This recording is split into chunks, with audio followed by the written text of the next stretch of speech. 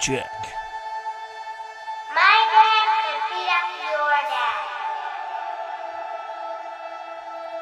Let's have a laugh, In a world of remakes and remasters, Are we playing for keeps? what was once sacred and cool has now soured and become lame. Radical, Gone are the days of pods and cowabunga. Now is the reign of slurp juice and dabs. Kids these days don't even know how bad they've got it.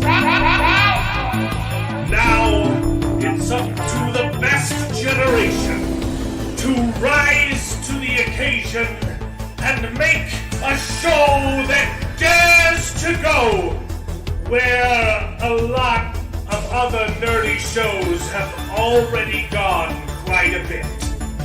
That's right. They're going to talk about it a lot.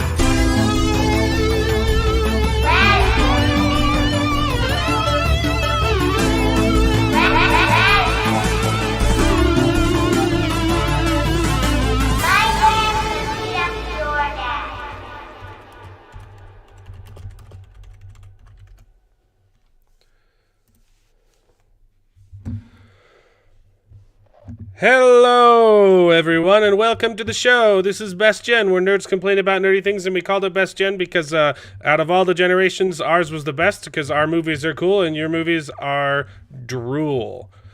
And we're going to talk about it. We're going to reminisce upon the days of yore and complain about the filth that's coming out of Hollywood, but we've been lucky for about a month, and we've had some good stuff to cover. So we're going to celebrate. We always need to make sure that we celebrate the good, because Lord knows there's a lot of bad. So we take this reprieve, the reprieve of March, the Scottish or Irish, I don't know, the yours of something. I don't know what I'm saying. How's everybody doing? Good. Isn't the Ides of March? The Ides of March. Yeah. That's what I was looking for. Yeah. Yeah, we're a little past that. Thank you, Jared. That was like a week ago. The Ides of March. You too, Brutus, huh? Yes, David. Martina did let David out of the game room. David is at our uncle's house because our parents are in town, and I had to leave early to come back and do the stream. So if we can keep this short, then I can go back and talk to my parents. That would be great. If you hear kids screaming in the background, it's a combination of my kids and my brother's kids playing outside. So You promised that they're fun screams. Wait, what? Right. That's what we always said too. Now, Sorry, I missed last week, by the way. I got food poisoning Sunday and Thought you better. No, either. But I was like, I'm not showing up on the stream. it's all good. We understand. Not everyone can make it every week. And there was a lot of homework to do this week. No one was required to finish watching Three Body Problem. But if you watched any of it, I'd be happy to talk about it. But I will be going into it on tomorrow at 5 p.m. MST on the Underground. Nice. So our friends from over there invited me. I read the book, read the book, and it wasn't enough because they finished book 1 in the first 5 episodes. Really? Yeah, the next 3 are book 2, and I'm like, oh no! I thought it was so good. So how is the adaptation so far? Yeah, because none of you watched Three Body, right? Jared, you watched like 1 episode. Okay, yeah. Just in general, there are issues that I have with the adaptation. I think it is a good show. I think it is well made. And that is the question, like, does this show redeem Dan and Dave from the absolute travesty that were mostly the last season, but a little bit of the last 3 seasons of Game of Thrones. Oh. Yeah, this is the first thing they've done since Game of Thrones. Well, what's your verdict on it at this point? It's an okay adaptation.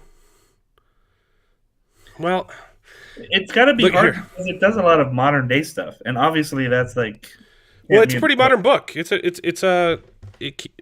was written in like I think it was written in like 2005 or 2009, but it was translated. It was first available in English in 2016, I believe was the year.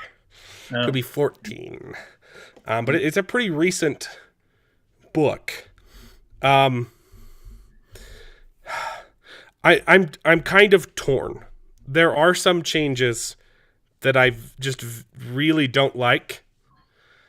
They did a lot of race swapping. Like, I don't think there's any white people in the book. I think that there are like 2 characters, and they don't have any lines. Like, it's all Chinese people. And the show race and gender swapped everybody except for one character. The main character of the book doesn't exist in the show. He's replaced with 5 people.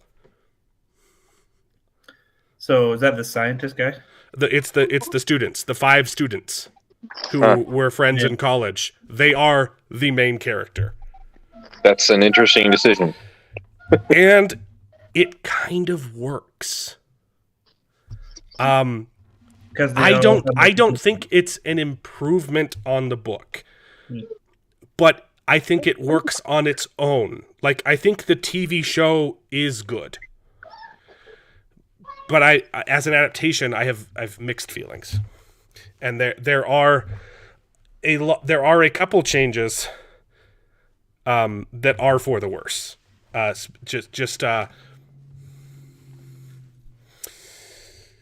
In streamlining things, they sacrifice some really, really powerful moments from the book and make them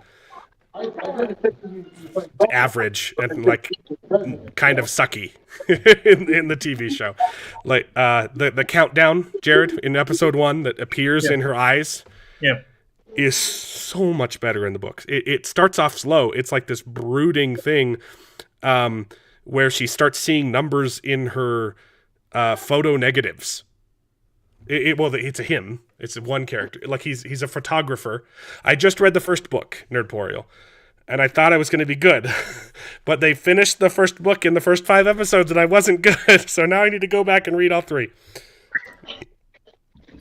Yes. This is an Allomantic Christmas sweater, Mark Clark. Stop trying to derail the conversation.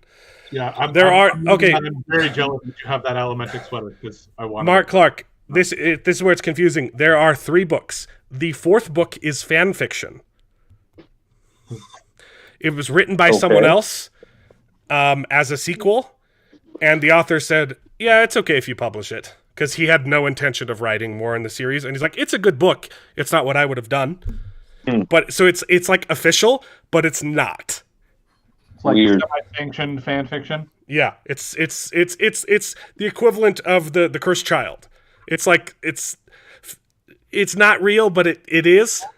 Didn't J.K. Rowling didn't write The Cursed Child? Huh? I thought she wrote The Cursed Child. No. Huh. No, it was the playwrights that wrote it, and she's like, okay, whatever.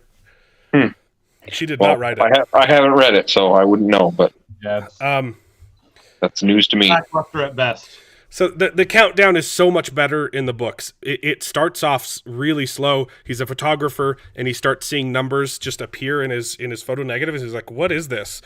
And it slowly gets worse and worse, and then it appears in his vision, and it won't leave. And so it's like builds up, and you're like, "What is this?" And in the show, it just appears, and you're like, "It's weird, but it's not scary." In the book, it's terrifying. It's ominous, and it's like, what the heck is this countdown that has suddenly just appeared everywhere? Well, I think they tried to do that with, the guy literally committing suicide, but yeah, but that wasn't part of the countdown. Yeah, it was just the one character in the TV show that's seeing the countdown. Also, when you know the explanation for why things are happening, the stupid stars flickering is retarded. it makes no sense. It was supposed to be flares in background cosmic radiation that this one person observed. But in the show, they made the entire world had the stars flicker on and off. And when you know the reveal at the end of the series, that's impossible. Like, they couldn't have done that. So that makes me angry. There are a couple. So it's mostly little things like that. The show does work pretty well. I think it's a solid 8 out of 10. There are a couple teeny little woke moments thrown in as well that are very cringy. Like in the first episode, the two girls are talking and they're like, "I just went and saw my cardiologist the other day. What did he say? It was a she." Huh? And it's never brought up again. It's literally it adds nothing to the story. It's just thrown in so you can you bigot. My doctor's a woman. And you're like, what? Okay. That's pretty funny. No one cares. Great. Like, yeah. I think it's a good show. The other stupid thing is the Hispanic character, who's 1/5 of the main character, is awful. And when you finish the series, is that the guy that's finds out he's gonna die, or the woman, the one who's doing the nanofibers, the science, she's working for a corporation. The way they wrote her character is awful. She is a bad person, like morally bad, but they try and play it off like she's good. And you're like, but she did. That's not good. Yeah. and I can't talk about it because that's stuff that happens in like the last episode. And you're like, why are we celebrating? She's a horrible person. And it's stuff that the main character did not do. As a show, though, splitting it into 5 characters kind of worked. It gave it they gave it a lot more humanity. The characters, it's more character driven than just sci-fi, which works for a TV show. In the book, it's heavy, just making you think about cool stuff that doesn't. It's hard. That's hard to adapt, right? And so they made it more human by splitting the main character up and letting them talk and have relationships with each other. So it kind of works, and it's also nice because come book 2, one of the 5th of the main characters becomes the main character of the second book. The second book focuses on a completely new person, and they just make that one of the 5 split ups. It's weird, but it kind of worked because then come book 2, you already know the guy. But it also sucked because he did nothing in season 1, and that was the point. They split his character up into 5 people. But only 2 of them are important, and the other 3 are just there, not adding anything to the plot other than the human element. And there are parts where it drags the show down. It's too slow, and there's an entire episode after the finale of book 1 where it's just talking, and you're like, you didn't need this. You really didn't need this at all. So this one season already adapts all 3 books, right? No, book 1 and half and. Like a quarter of book 2, I guess. Oh, okay. I haven't read book 2, so I don't know how much of it covers. My understanding, I thought that you said that the last of the episodes adapted the other books, but no. No, okay, so just book 2. So just a little bit of book 2 so far. It adapts book 1 and some of book 2. Yeah. Okay. And it adds a plot line that's not in any of the books with one of the other characters, the main characters, which kind of fits with the rest of the series. I didn't hate it. I didn't hate the made-up plotline. Absolutely worth watching. It's a fascinating series. It is inferior to the book, but it's not bad. I've been enjoying it so far. It definitely keeps you wondering, like, what's going on and like what the real. I mean, because that's the thing. They have the countdown, but then you don't know what the countdown's for. And then you're getting like this backstory, this history, And so it does a very good job of like definitely leaving you with questions and then answering those questions. But the countdown to you, would you describe it as ominous or curious? Like, what's that? I would say it was a bit ominous Okay. because of how they set it up with the murder at the first, or not the murder, with the suicide at the Oh, okay, sure. right? So because it's like, okay, Is that what's causing it? Say, Yeah. hey, like once it gets down to zero, you don't want it to get down to zero, right? Yeah. So like, so there's that question of what is it? Like, what is it for?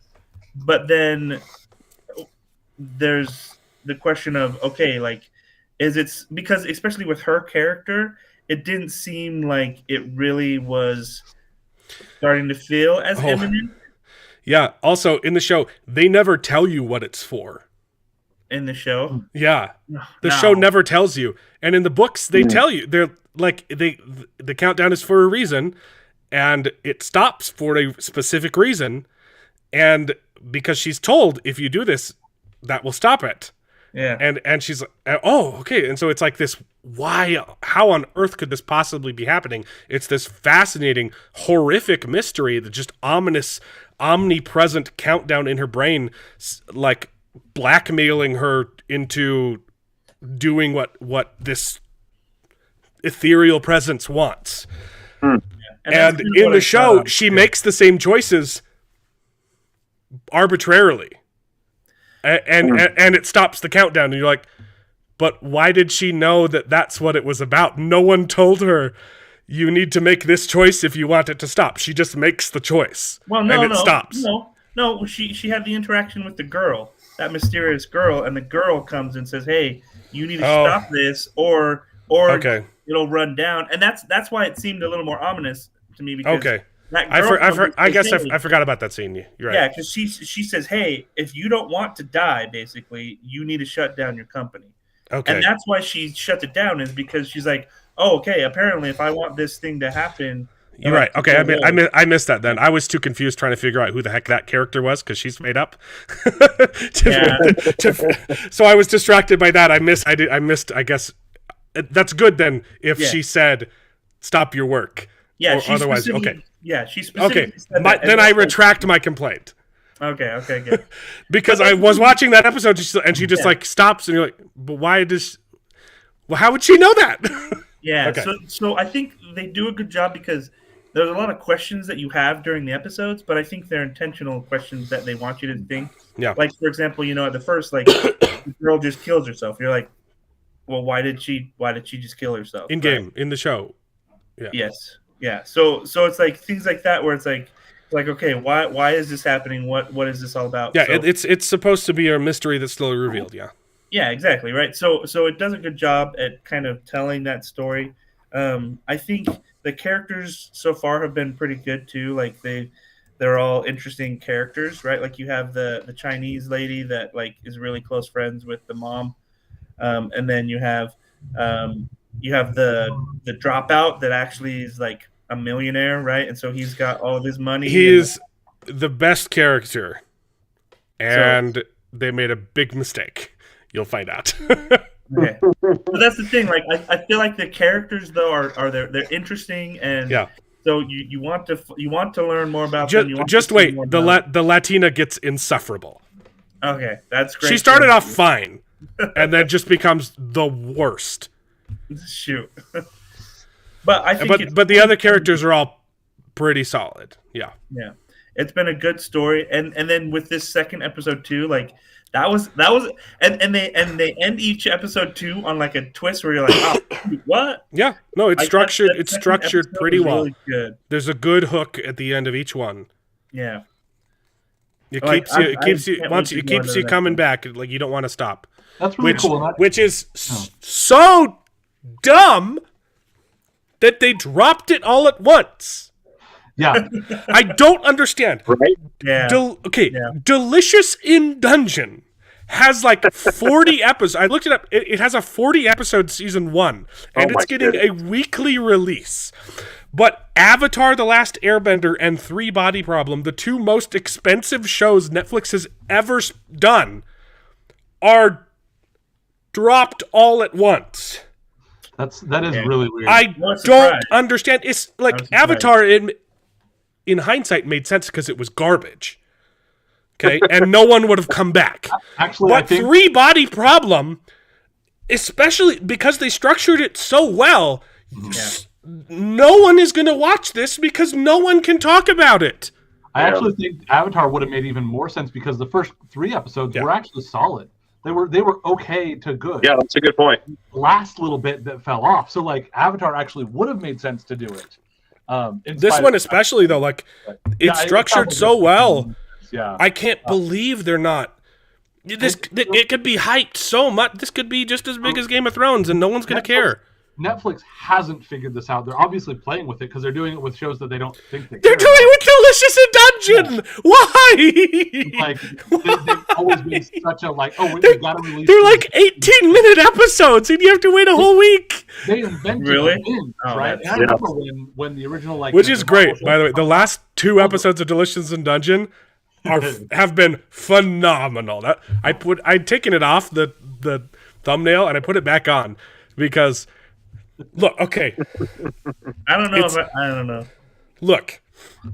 If I haven't sold you on Delicious in Dungeon yet, okay, spoilers.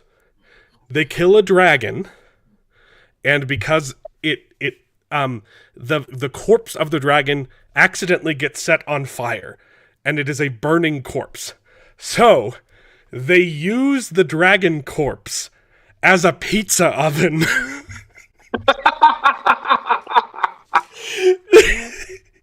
It's hilarious. It is pretty so funny. Yeah. I mean, They use his burning rib cage as a pizza oven. Okay? That's pretty The clever. show is good. Yeah. Anyway. They've done some really, really clever things. There was one about the living armor we watched a while back. So good. They revealed that the living armor was these mollusks. They're that would- mollusks that living would inside live the in armor. and So move it good. around. And it's just very creative and fun. But All right, maybe I'll have to check it out. Anyway, you guys, It's fun. none of you, we can talk more about Three Body Problem once you guys watch it, but I recommend it. I'm annoyed at some things, but it's pretty good.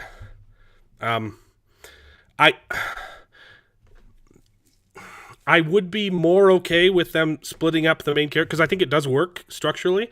If they didn't just because they had to go super diverse and they split the main character into 5 characters and each one is a different gender and a different ethnicity because they wanted their diversity, but the theme of the book is very China centric. Like it is. The author has talked about this. The opening sequence of the show is very pretty much 1-to-1 adapted from the book, and it was only That was a good the opener. opening scene of the English translation. It was always intended to be the opening scene, but he had to restructure it in Chinese to get past the censors. Because this Three Body Problem is a scathing rebuke of Maoist communist China. Basically the theme is communism is so awful that some people would rather put their trust in an unknown alien entity to save them because they've lost their faith in humanity because communism is so bad.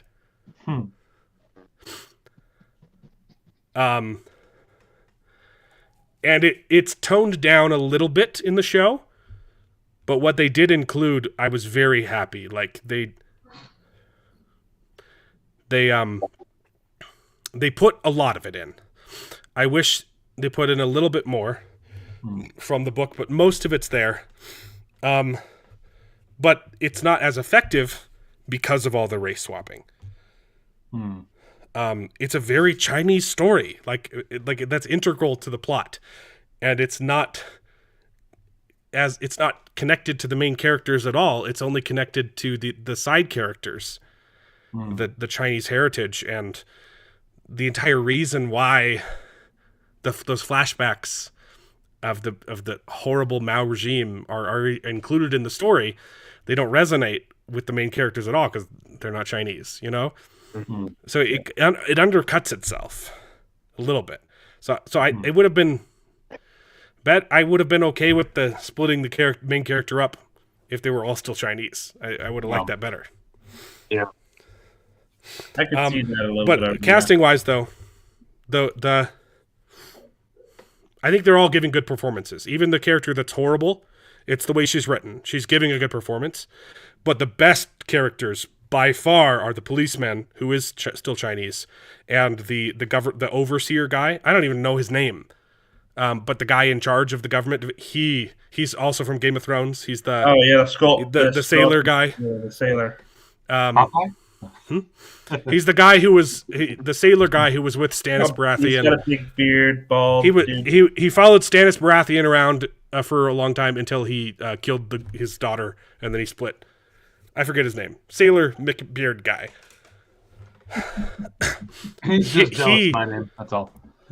Davos Seaworth. Thank you, Nerd Boreal. There you go, Davos Seaworth. He plays the head of the government organization that's in charge of spearheading. Spoilers, the show is about... It's not about an alien invasion. It's about an impending alien invasion 400 years from now that we know is coming. Very cool concept. Well, yeah, that's the thing. Like the way they introduced that too it was real. I was like, oh, it's good. That was good. Yeah. It's a really interesting show. The book is better. Read the book, but also watch the show. I think it's worth watching. Davos Seaworth is probably the best person on the cast. And especially in the later episodes, he's phenomenal. He is like funny and terrifying and just wonderful performance. And the Chinese cop is giving a great performance. His character's changed a little bit from the books. He's supposed to be a lot more grisly, and they made him more nice in this, but he's still giving a really good performance. I don't know why his son is in the TV show at all. He has a couple of scenes with his gay son, and they don't add anything to the show. And you're like, okay, this is here because diversity. Great. Yeah. So Shogun, I just don't want, I don't want to spoil more. I've been dancing around as much as I can. You guys need to watch it, and then we'll talk about it. All right. Yeah, I'll see if I can catch up on this week. I may not, although I will end up out in Utah next week. Oh, fun. So nice. Fun. I may not be on the stream because I may be busy with family. We've got a baptism going on, but yeah, we'll see. Mark Clark sent me a package, and it's huge. Wow. Fragile. And fragile. Mark Clark, is your package fragile? Is that what I'm seeing here? Is that what I'm understanding? Mark Clark forgot to watch Shogun. Oh, this was the best. Okay, this was the best episode, man. Oh, absolutely. So, like about last week's episode. It was. Episode 4 was the best up until that point, and episode 5, it's the most. That's like episode 5 was brutally violent. Mm-hmm. And episode 4 was especially the ending was brutal in its violence, but this episode was more brutal in its just unapologetic, just like the exploration of the culture clash there, and like this is like the most shocking stuff I'd seen since boiling the guy alive in episode 1. Yeah. And it's all done like off screen. You don't see any of it. It's literally just it's you don't see anything. And it's the most emotionally heavy, like the consequences of this episode. And it had like 6 plot twists around the same plot point. Yeah. And each time, it's not like pulling the rug under it. It's like you're understanding it. Something crazy happens, and you're processing it, and you're like, oh, crap. And then it makes you process the same event from a different character's point of view. Yep. and then from a different character's point of view, and you just get more information about the stupid gardener. And by the end, like, it was so funny. His stupid throwaway line: "Anyone who touches the bird, death." Mm-hmm. And then that means, and at first you're like, okay, this culture sucks because they took him literally and literally killed the gardener. Yeah. And you're also like, think that, like looking that at is- like, how would you not, like, from what you've seen of this culture so far, Yeah. how could you not, like, have at least gotten an inkling? But that they might it's be funny. doing- Yeah, I was going to say that. But too. it's brutal. No, but it tricks you because you laughed at the line. You laughed. Yeah. It was super Yeah. funny. You're like, It was cute, yeah. I was like, this episode is hilarious. I And looked then at that line and then knew it says, that's what it was "You going for." freaking idiot! You thought it was funny, you big stupid. None of this is funny. Everything sucks." And it chastises the viewer for laughing at the joke that was hilarious. Well, and Yeah. so the one that I actually, And it the sets one- you up for failure. The one that worked so much better for me with that kind of dichotomy was when he walks over to the gardener earlier in the episode as he's setting up the I'm rock. talking about the rock. Oh, Yes. Well, a garden is not without a rock. A garden is just a place where things grow. And so then at the very end, when he goes over and he Yes. sets up the rock, and you're just like, oh yeah, So beautiful. yeah, that's good. No. Because for me, the setup of the No, like, yeah. whoever touches bird, die. I was like, okay, someone's gonna touch the bird. Who's gonna touch? It was kind of a who's gonna touch the bird. Yeah. But like, so even though I laughed at, again, it's him not being able to speak Japanese very well, and him kind of being like, oh yeah, we gotta really be careful with this thing, and yeah, it's gonna be smelly, but it's fine. Just don't touch the bird. Whoever touches it dies. I'm like, ooh, that's gonna come back to bite him. I knew that one was coming. Yeah, I knew it was going to be, there was going to be a consequence to that, yeah. Okay, so Yeah, but it was a lie. And then this show says, "Hey, there was a consequence," and it was lying to you, and it made you feel bad for like 15 minutes. Yeah. And then it turns out it was all like even the freaking Yoshi delivers his line, "Let's dispense with this childishness. I can't believe you would think something like that." And he's freaking lying through his teeth. well, He so- chose the guy to die, to sacrifice, so he could pretend to be the spy. See, I had thought it was the other No, way around. I thought it was No. more because when Mariko came forward and said, "No, don't you realize he volunteered to?" The village person Yeah. said, "Okay, this is causing a problem, but it's a house issue. We can't do anything, and it's obviously distressing the entire village." Though Yeah. Gardner volunteered to go take it down because he knew, "Hey, I'm already sick anyway, so I'm going to take it down." And I thought that then the other samurai person was just like, "Oh, I need to find a fake spy.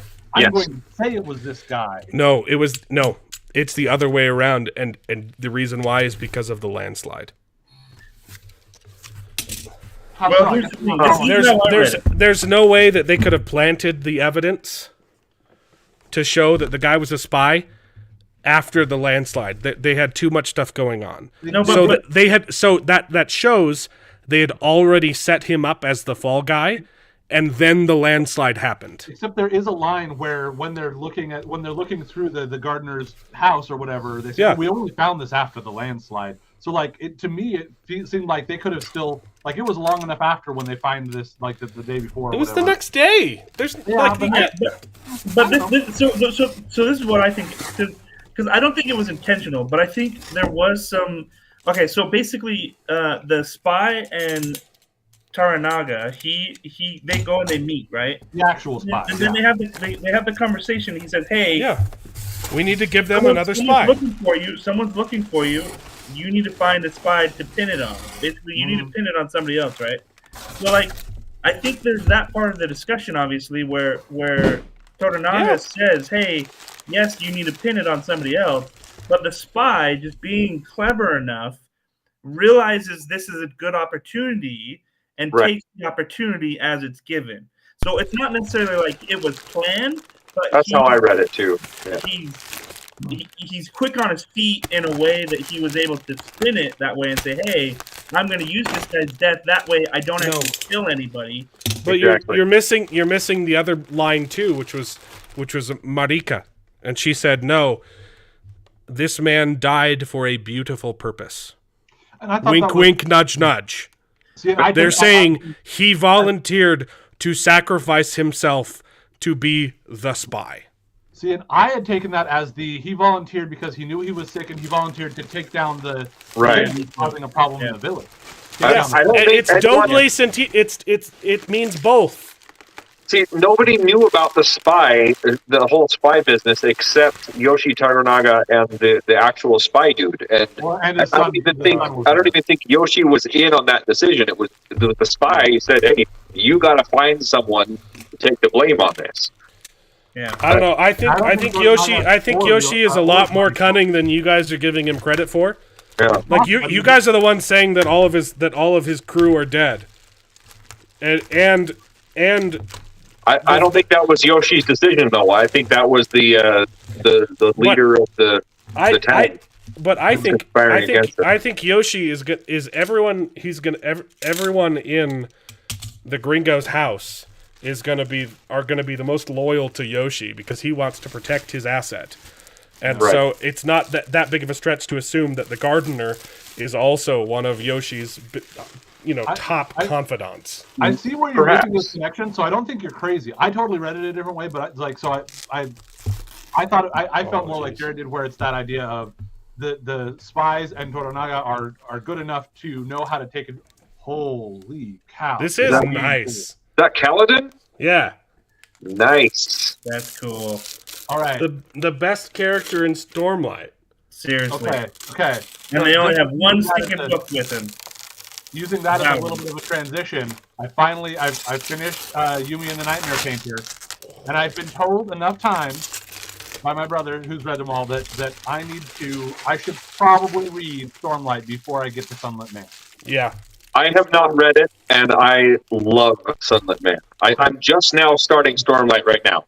And so I literally Saturday That's so finished cool. Yumi, and I put on they're available at the library, and they won't I'll pick them up Tuesday because our library is closed Monday, of course. But I'm picking up Way of Kings Monday. So No, that doesn't help. You're just gonna have to get the ring light reflection in there, or you can't see it. That's You- beautiful. What does it say at the bottom there? I can't quite. Kaladin Stormblessed. Oh, And it nice. just says Journey Before Destination. Mark Clark, thank you so much. This is that is awesome. beautiful. This is a wonderful frame Well too. done, Mark. That's incredible. I might hang it up right in front of the junction box, or I might put it on that wall. But then you won't be able to see it. You'll Yeah. just see the frame. I'll figure it out. I will also just say, since I at least brought it up, and we can get back to Shogun after a minute if we want, but Yumi and the Nightmare Painter is probably it is now up there with Warbreaker for me. Like it Really? is right up there with Warbreaker for me as one of the best books. It was pretty good. Yeah, Yumi and the Nightmare Painter is kind of a hit and miss with the community. really interesting. Yeah, a lot of people I've talked. I loved it, but a lot of people I've talked to just found it too boring, too slow, Interesting. which it is, and that was the intent. It's supposed to be more of a slice of life book.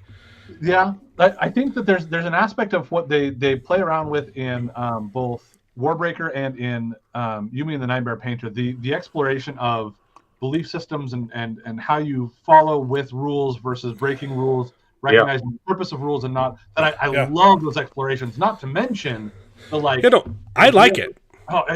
So that's the reason why I love it, which I think plays in with, like you said, with the idea of it's slower. I think it was the second why- best one. Yeah. Yeah, I agree. I love again. That's my point. Is just the idea that why I love Warbreaker and this one so much is I think the same reason that they have that really deep exploration of duty and like the culture you're coming from and the clash of these cultures and where one calls something good and one calls something bad and how those mash together to be something in between. Yep. A lot of those same themes are in the Sunlit Man as well, with tons of more Cosmere connections, and it's beautiful. Yeah. I just have a really bad setup for displaying stuff. All my cool stuff is around the corner where you can't see it. I have tons of minis over there. These are the ones that I haven't painted yet. Yeah. Trying to figure out where to put this cool picture. I was talking a lot with my brother about how I had been. I actually ended up. I still liked Tress a lot, but I almost struggled with the amount of Cosmere connections in it because it took me out of the story of what this one was. And I was thinking the other day about why, for example, like Mistborn, the Cosmere connections that are there didn't mess with me. It might be because of the way that he had to incorporate it because the rest of the universe wasn't as established yet. You're talking about Era 2 or even Era 1, more Era 1. There's barely. I mean, there's like by the time you get into 3 though, you're hearing a lot about shards and the backstory with I forget their names, but basically the people that got ruin and preservation. And like those sorts of connections, I'm like, there's definitely hints at this larger story. But that was pretty much introduced in Mistborn, though. That's when we first heard about him. That's kind of my point. Is I think like because it was still just being introduced, it felt like a backstory to this story as opposed to. By the way, we're in this story, and there's another story going on here that we're gonna keep like dip into this story. But I want to kind of stay a little bit more engaged in this story while I'm here. But then, unless like it's obvious, because it's not just that I don't want to be, see these connections to the Cosmere, but when it came to especially these secret projects that are kind of one-offs or seem like one-offs and have been presented to the outside world, I'm like, how are other people not being thrown off by this and not feeling like there's a bigger story that is distracting me from this as opposed to just a backstory thing? I have mixed feelings because reading the last Mistborn Era 2 is like cameo central, right? Yeah. And as someone who's read all the Cosmere, fascinating. And if someone is just reading that book, I don't think they'd like it. But honestly, like at this point, who's reading new Sanderson books that hasn't read the other ones, right? Like maybe Mark Clark. Maybe Mark. The big difference, though. So, like, I'm excited. Especially with the Secret Project 5 coming up. It's going to be exciting. It also kind of feels like it's going to be homework. Like I'm going to be looking up at the sixth every chapter. I'm going to be looking at the 16th shard to make sure I didn't miss anything. Like, okay, what's this character and what's Yolen and all that stuff. That's definitely I'm going to be doing a lot of that. But for me, I'm also really excited now that I get to get into Stormlight Archive. But I like that kind of junk. Close the gap of the things that have kept me away from that because I'm afraid of getting spoilers for Stormlight Archive. Right. But so the main thing that I want to point out, though, in response to your question about like who's reading new stuff, is when it comes to Lost Metal, the last of the Mistborn Era 2, that's literally the 7th book, and it's advertised as this is the 7th book in a series.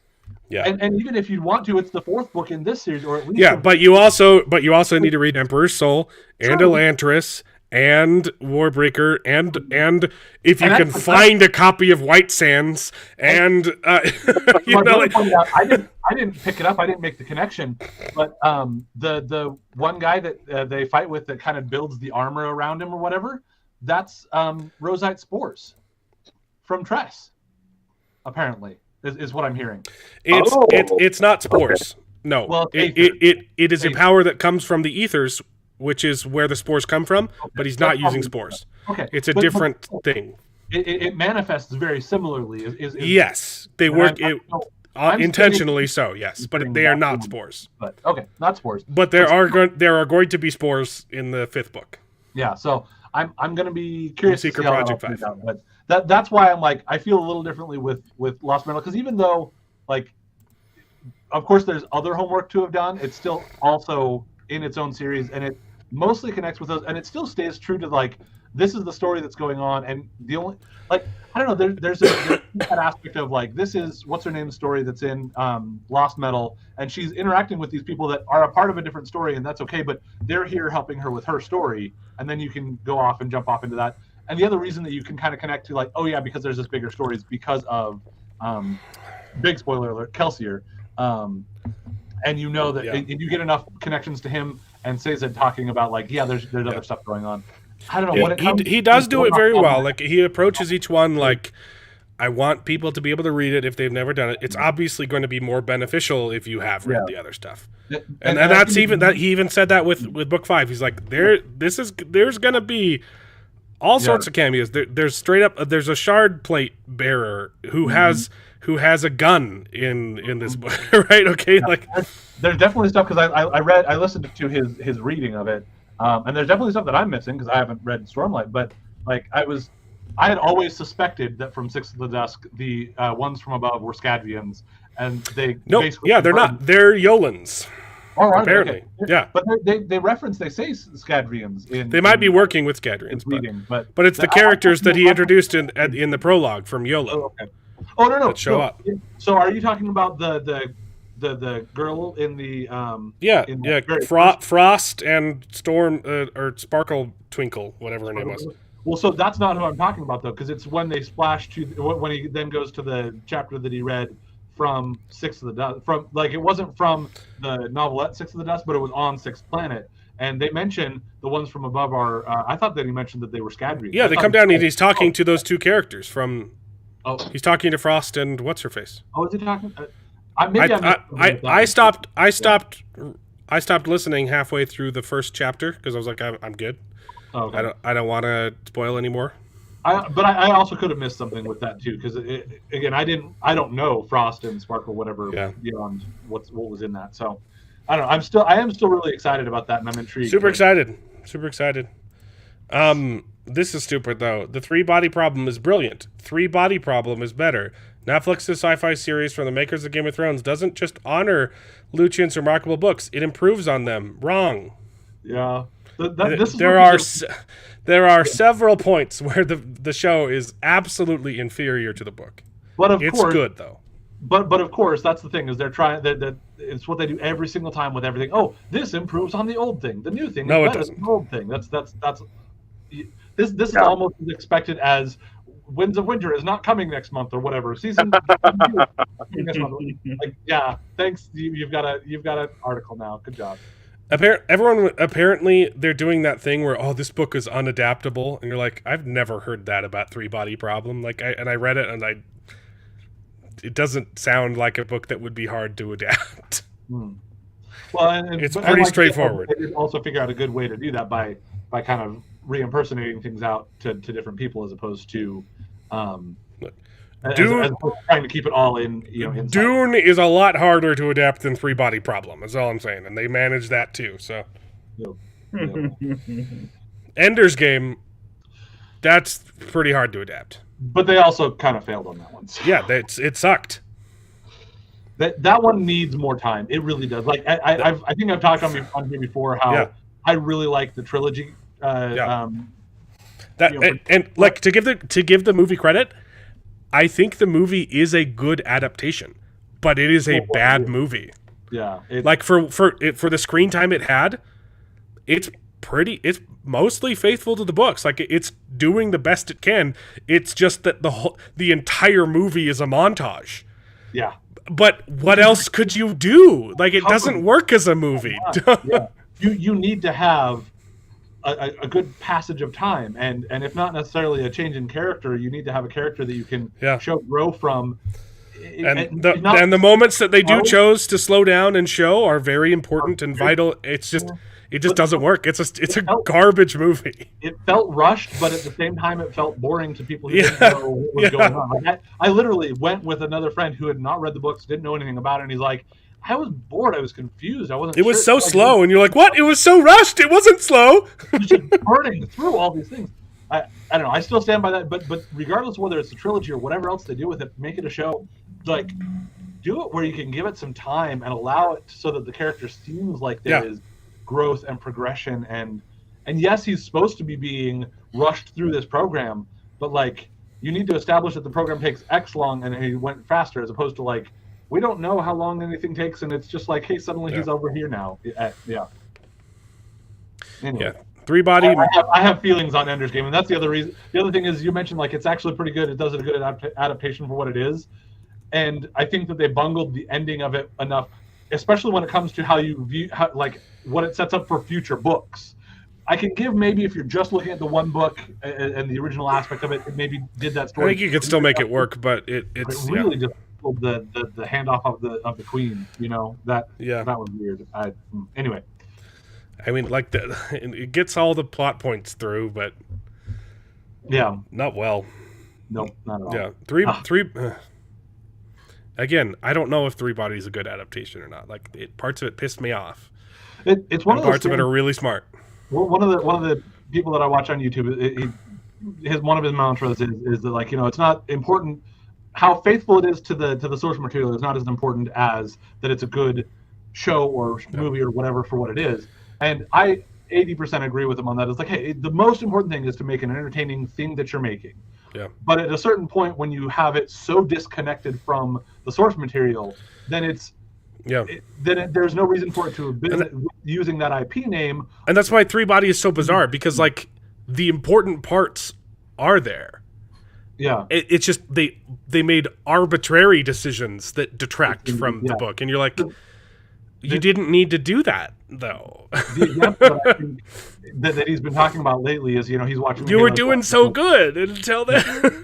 He's watching the Halo show, and he's like, I'm entertained by the thing. I don't love it, but it's fine. No. But it is a travesty of a Halo adaptation, because it is so not Halo. It may be an interesting show for what it's doing, but what it's doing is not. At that point, when you are so unfaithful to the source material, don't make it an adaptation of that source material. Yeah. Maybe you could say there's homages to it or whatever because you're inspired by the world. But like, if you're gonna do that, like, call it like, like there's there is a place for those kind of shows, like the what is it? Happily Ever After? Is that the show? We're like, hey, we're just doing our own thing, and but it's flavored like there's referencing to, right? They kind of wanted to do that, or even like Rebel Moon. This is like Star Wars, but it's its own thing, right? And once again, that's not adapting anything, though. Star Wars compared to Dune. Sure. You get Star Wars compared to Dune, and you say, hey, he was inspired by Dune and all these other things, but he made his own thing. He's not trying to say, here's my Dune, even though he wanted to. I think he actually wanted to do Flash, but either way, whatever he wanted to do. But he's like, here, I'm going to make my own thing, and there's inspiration, sure. But anyway. That is really interesting. I wonder where you kind of settle on that in the end, where you'll end up settling. It probably will depend a lot on the future seasons, I'm sure, and the rest of the books. Yeah. So I just want to bring up the fact that Mark again derailed our conversation from Shogun by your very generous gift, but come on, Mark. Come on, you can't do anything right, can you? You got to do everything out of order.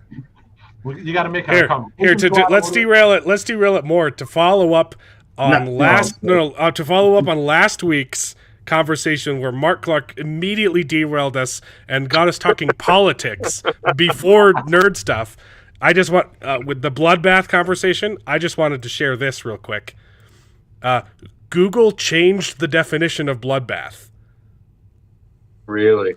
Between the media frenzy. Yeah, that's how disingenuous these people are. In case you're wondering. Wow. This was before Trump used the word, and this was after. I've been totally disconnected, so I have no idea what's going on with. Yeah, they want you to believe that there's going to be a civil war if he's. It's ridiculous. Yeah. Anyway, back to nerd stuff. The Acolyte has made sci-fi safe for black nerds. I had lots of black nerd friends. That's a weird thing to say, but I'm not even saying the thing that it's associated with saying. But like, this is an old article. Guys, we're not going to be hostile to you if you're black and you want to be in the nerddom. And anyone who's watched the show for any time knows that I am of this group the most California liberally of all these people. But like, are you kidding me? Come on now. Yeah. Are like Mace Windu? Anybody? Like, are we just Lando Calrissian in the original? Like, I don't know. You can never satisfy the woke mob, so don't try. Anyway, Shogun was dope. Okay, can we talk about the special effects? Yes. Like they're in like you can't obviously it's CGI, but you can't tell that the freaking earthquake landslide looked so good. My favorite, the 2-second shot where it cuts to those two guys and the ground just twists like a whirlpool underneath them and they just get sucked in, was the most beautiful shot I think in all of cinema that I've like it looked so good, and Yeah. then it's underscored by and right before that, in the background, out Yeah. of focus. It's Yes. like you don't even care. It's not important to the story. You see like the giant landslide just covering the valley. It's like oh yeah. But before that, the shot where they're all on the hill, and then the hill behind them is just like sliding down. It's like, oh my gosh, this is gonna be bad. But it looked really, really good. Yeah, I was literally watching that just before I hopped on. I've as much as I've enjoyed the show, I lose myself sometimes in some of the intrigue, especially because there's so much with the Japanese going on, different names that I'm not as familiar with. That I take someone it a needs to lot. make Shogun safe for bearded. Right. God forbid people speak a different language. So I leave it towards the end, and I Why like can't all to- fantasy be in old English, in Shakespearean? Yeah. So Sorry, go on. Go so on. you're good. It's just that like I leave it towards the end of the week so that I have it more fresh in my mind. But I left it a little too late this week, so I was like, I'm supposed to be on the stream right now. So Yeah. I was like trying to watch that, but I'm like, I want to engage in this and I want to rewatch some of these scenes, but I don't have time to. Oh. This episode was just chef's kiss, just. And the whole thing is about a dumb pheasant. The entire episode is about a bird. Well, my question is, he's like, he hangs it up there and he's like, "This is gonna be so good." I'm like, I'm like, I have no idea how hanging up a pheasant like I that. thought at He's first he aging made it. the pheasant into the stew. I thought that was what happened, but then the pheasant was still there the whole But it time. was rabbit stew, and then it was still there. Yeah, so I don't Right. know. Yeah. Yeah. That's right. When they got to the stew scene, that one was. I was like, okay, here we go. And then, oh wait, the bird's still there. Okay. Yeah. Yeah, I agree. He was aging it. Yeah. It's a thing. But the, Yeah, yeah, I was gonna say it was interesting. You were talking about how brutal this episode was, and it was all off screen. And you're like, yeah, the only blood I think you saw this episode Was the on- birds? It well, was the bird, but bird's it was, blood. like, on her face Oh afterwards. yeah, Yoshi's got a little like a smear on his cheek or something. Yeah. Yoshi, I love that his name's friggin' Yoshi. Hey, angry Yo. Mexicans here for a little bit. How's it going? All good, all good. I was playing, like I told you, I was playing Clash, but the entire infrastructure of League of Legends completely collapsed during the last hour, so I couldn't play it at all. Yeah, it was Yeah. quite they just call it like a surreal experience because it was completely bugging out. Everything was out of control.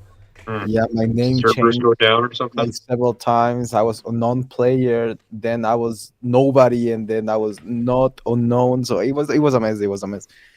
So let's just say it was a fun mess, but I couldn't play the tournament today. So here I am.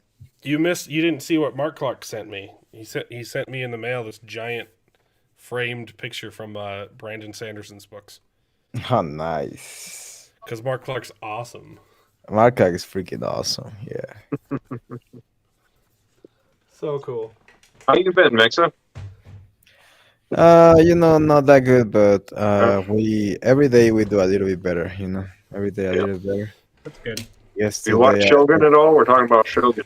I keep getting him into. He's watching Breaking Bad, and I keep saying it's the best show I've seen since Breaking Bad. Yeah, I haven't been able to watch Shogun because the thing is that I have I don't watch the things in the legal manner. Let's just call it like that. So I need to wait a little bit extra, like an extra 2 weeks for things to get uploaded. At least in full HD, I could watch it on camera thingy, but it looks like trash, right?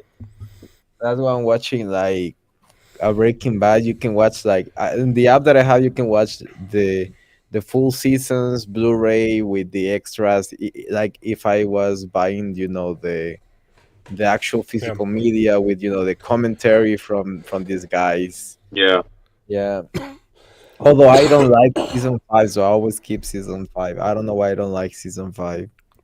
I don't know. To this day, I don't know. I hate season 5, but I love the last episode. Let's just put it like that. You might understand why I say that I hate season 5 now because I just love Walter White so much as a character, Yeah. and Yep. they kind of destroy him in season 5. But yeah, Yeah. Yeah. Yeah. Yeah, that's he had to kind be of destroyed. He was too big. He was too OP. that's kind of the point of the show is its slow and steady demise. Yeah, basically. I don't know. There was things like the cancer coming back. Yeah, Oh I Yeah. don't yeah, know. There were right. things that were done there. That I mean, maybe rewatching it because I haven't. I've never watched season 5. I think maybe a couple times, but never consciously. Um, but if you say that Shogun, It Shogun, is It's really top good. tier. Yeah, it's pretty to be good. honest to you guys, I was really excited to about Dragon Dogma 2, but after what everyone had been saying online, I'm like, I was saving my pennies, my little pesos for that game, and I'm like, I haven't even bought Helldivers 2 because I thought that Dragon Dogma was gonna be worth it, but no. Yeah, I don't. I haven't. I started playing Elden Ring. I played for like an hour, and that's the most video games I've played in a year. Yeah, That's don't get a lot good, of man. time That's for video good. games I need anymore. rehab. I need rehab from video games. It's There, beautiful. there should be like detox rehab for gamers. It's a hard addiction sometimes. Yeah. Yeah, I think that I'm more addicted to video games than I'm addicted to other things. Yeah, Not to call those other things, but you guys know Yeah, what is smoke. I was definitely addicted to League of Legends. Yeah. So much so I played it for so long, and it took a long time to realize that I wasn't having fun anymore. Yeah. But I was just playing it. yep, I came back to play it because now I play it with friends, so it's Yeah, fun. So that's the only reason why I play it, and because I can play it at work. Don't tell my job, but I play at work, and it's the only reason why I don't blow my frijoles away at work because that line of work is really, really denigrating, and is that the word? yep. Degrading? degrading. Yeah, Yeah, degrading. yeah. Yeah. I don't know if Yeah, demigrating and is a you have word. to always be nice. And I'm the kind of person that likes to be nice, but not that much. When people are, not grateful with the help that you give them, that's it. That's Yeah, something that I do like. I don't. customer services It's hard, the but I killer. think that God put me in this path for a reason. At least I have a job, right? At least I have a job. At least I have Yeah. a little bit of money to eat. Yeah, Food is something that I still have, in any way of matter. If I ever had trouble with that, I know that I can, ask you guys for a little bit of pesos. But I'd rather not to, because I should be able to do it myself, right? As a man. Sometimes you need a little But help it's that good to ask you for know, help. yeah, help you stand back up on your feet. Yeah. Yeah, it's just a matter of time, and Mhm. yeah, I've been working really hard. That's why I haven't been putting out videos. Is like I don't have energy for that. I'd rather just like complete my 8 hours of work every day and have a full paycheck, Yep. rather than because well, not even Primos is out soon. So when Primos is out, we're gonna just go rest. crazy with Yeah, that. You take a have to break. make more time. Get ready for primos, baby. Yeah, yeah. And in a month is my birthday, so you guys obviously are gonna be invited for the birthday, or we're gonna do birthday stream. Let me check. We can check later when is the. Oh, it's perfect because my birthday is literally on Sunday. I mean, it's a day before, but it's perfect. It's perfect. Yeah, it can't Right. because your birthday was on a Sunday last year because when we Yeah, celebrated. yeah. So this year's like a So it day can't after. be a Sunday again. Yeah, it's like a day before. It's always like a day after. After, I Yeah, mean, after. Yeah, earlier, earlier. a True. day Yeah, earlier. yeah. No, it goes Yeah, after like every unless it's like unless it's A leap year. yeah, exactly. I don't know. I need What do to you look guys it up. call it that year? We call it bisiesto. What do you guys call it in English? Leap year? Yeah, leap year. Yeah, The one with the extra day on February? leap year. Yeah, what is it called? I never learned that in Spanish. What's it? Bisiesto. Año bisiesto. V with a V or a B? B as in boy. I mean, it's pronounced the same way. Bisiesto. Ah, no, Bisiesto. Siesto. Yeah, Bisiesto. bisiesto. Yeah, I never it's learned that word because I was only Spanish in term, Mexico for 2 years and it wasn't a leap year. So yeah. Nobody notices. Nobody knows here in Mexico what it's called. Probably like you go call the guy in the corner, that is selling tacos on the street. Like he doesn't know what año bisiesto means. He doesn't know when. I mean, he knows that we're 2024, Yeah. but that's because of the bills. yeah, the show takes liberties, but it's based on real history. And yes, Blackthorn is based on a real person. Those are the in shows show. that I love the most. And then, has anybody watched the old miniseries that they had? No, I'm saving myself for marriage. From 'Cause that has a pretty good following as well. A lot of people really liked it back then. Yeah, no, I've heard good things. I don't want to know the ending of the story, right? I want to Right. keep myself in suspense. And when it's over, I'm definitely going to read the book and watch the show because I've been loving this. Because and then there's of course the book as well. Because I'm curious too how, as we talked about a lot on the show about the difference between the old version and the remakes and remasters, and Yep. and it's cool to see that possibly there's two different versions of it that are both really cool. One the book, the original, Right. and then the remake or remaster, and that they're both actually good because usually it's one or the other at best. From what I've heard, the old show everyone liked it, but this show is actually more faithful to the book. The show when is the 80s or 70s? I don't know when it came out. I want to say the 80s, but I'm not 100% sure. It was a mini Whenever series. it's like a show, I always say 80s because I don't know. It's always in That's when between. the good stuff came out. Yeah, Yeah, it's where the good stuff came out. It came out in and it's 1980. like 1980. Wow. Yeah, it's when is the decade that always people reference to when good TV from like networks came out. I guess that would be the right way to put it. Yeah. It was 5 episodes, but they were long. Like the premiere is 180 minutes. It's a movie. Oh, nice. And then there's Nice. 2 120-minute episodes, 160, 125. Like this is. It was like 5 movies. So it's Yeah, I was gonna say that. yeah, sounds, it's about the same length as this one. it sounds like the sort of thing that was pretty common back then with their TV miniseries where they would do Yeah. these long episodes, kind of a long arc sort of thing. Because I know there was a TV miniseries of both Dune and like It that both they kind of were like, hey, these are long, almost basically movies, but Yeah. Holy moly. Nice. The But yeah. Dune. Yeah, I need to rewatch the Dune miniseries. Because I saw it when I was very, very young, and I Yeah. only saw the second one. I saw Children of Dune, and I hadn't seen the first one. So I mean, I wouldn't have known what was going on either way, because I was too. But I definitely didn't know what was going on because I didn't see the first part. I was Did you, watching David? some Did you watch that with me? I don't I wa- remember seeing that at all. though. I watched it with Dad, and I don't know where you were doing. I don't know. I may have seen it. It's completely left my memory.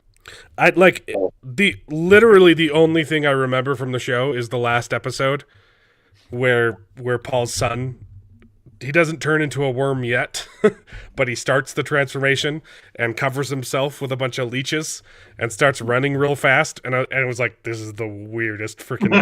I don't even know what any of this is about. Whew. Oh, that's Dude, what shit, happens in the book, right? Yeah. Yeah. He takes all of the sandworms, the sand trout, which are the larva form of the sandworms, and he he gathers them all up and attaches them to his body, so that to prevent more sandworms from growing, because he wants to cut the world off from spice. Mm-hmm. So he gathers up all the sand trout, basically turns himself into a god, because it's a symbiotic relationship. They fill his veins with like pure spice, and he becomes like this ultra prescient. He can see into the past and to the future, like millions of years into the past and into the future, and cuts the entire galaxy off of spice. So eventually all of the sandworms die, and he starves them so that they have to listen to him, and he turns into a giant worm. That is in the books. It is wild, baby. That's what book 4 is about. Book 4 is about him as a god. It's God Emperor of Dune. He is the emperor of the universe, and he is a prescient god, and he's trying to guide the world down the golden path, which is the only way, because he can see into the future. He knows it's the only way that humankind will survive an upcoming crisis. And So- is there like a book 5? There's book 5, and I haven't read it yet. The problem is, so book 4 is wonderful, but it's a good stopping point. Frank Herbert started writing 5 and 6, and it was going to be a trilogy. He was leading up to something, and he died, so he never finished the story. His son wrote an ending, and everyone hated it. Yeah. So a lot of people stop at 4 because they're like, this is, if you don't want to just be disappointed with all he's setting up some cool stuff and you're not going to get to know the answers to him.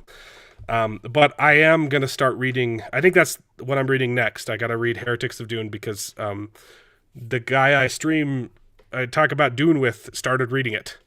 So I got to catch up. He's halfway through. Thanks. I was going to go back into 3 Body Problem because I didn't do enough homework. I'm like, oh no, I need to read a book too, but he's already halfway through Heretics of Dune, so I need to speed read that so we can talk about it.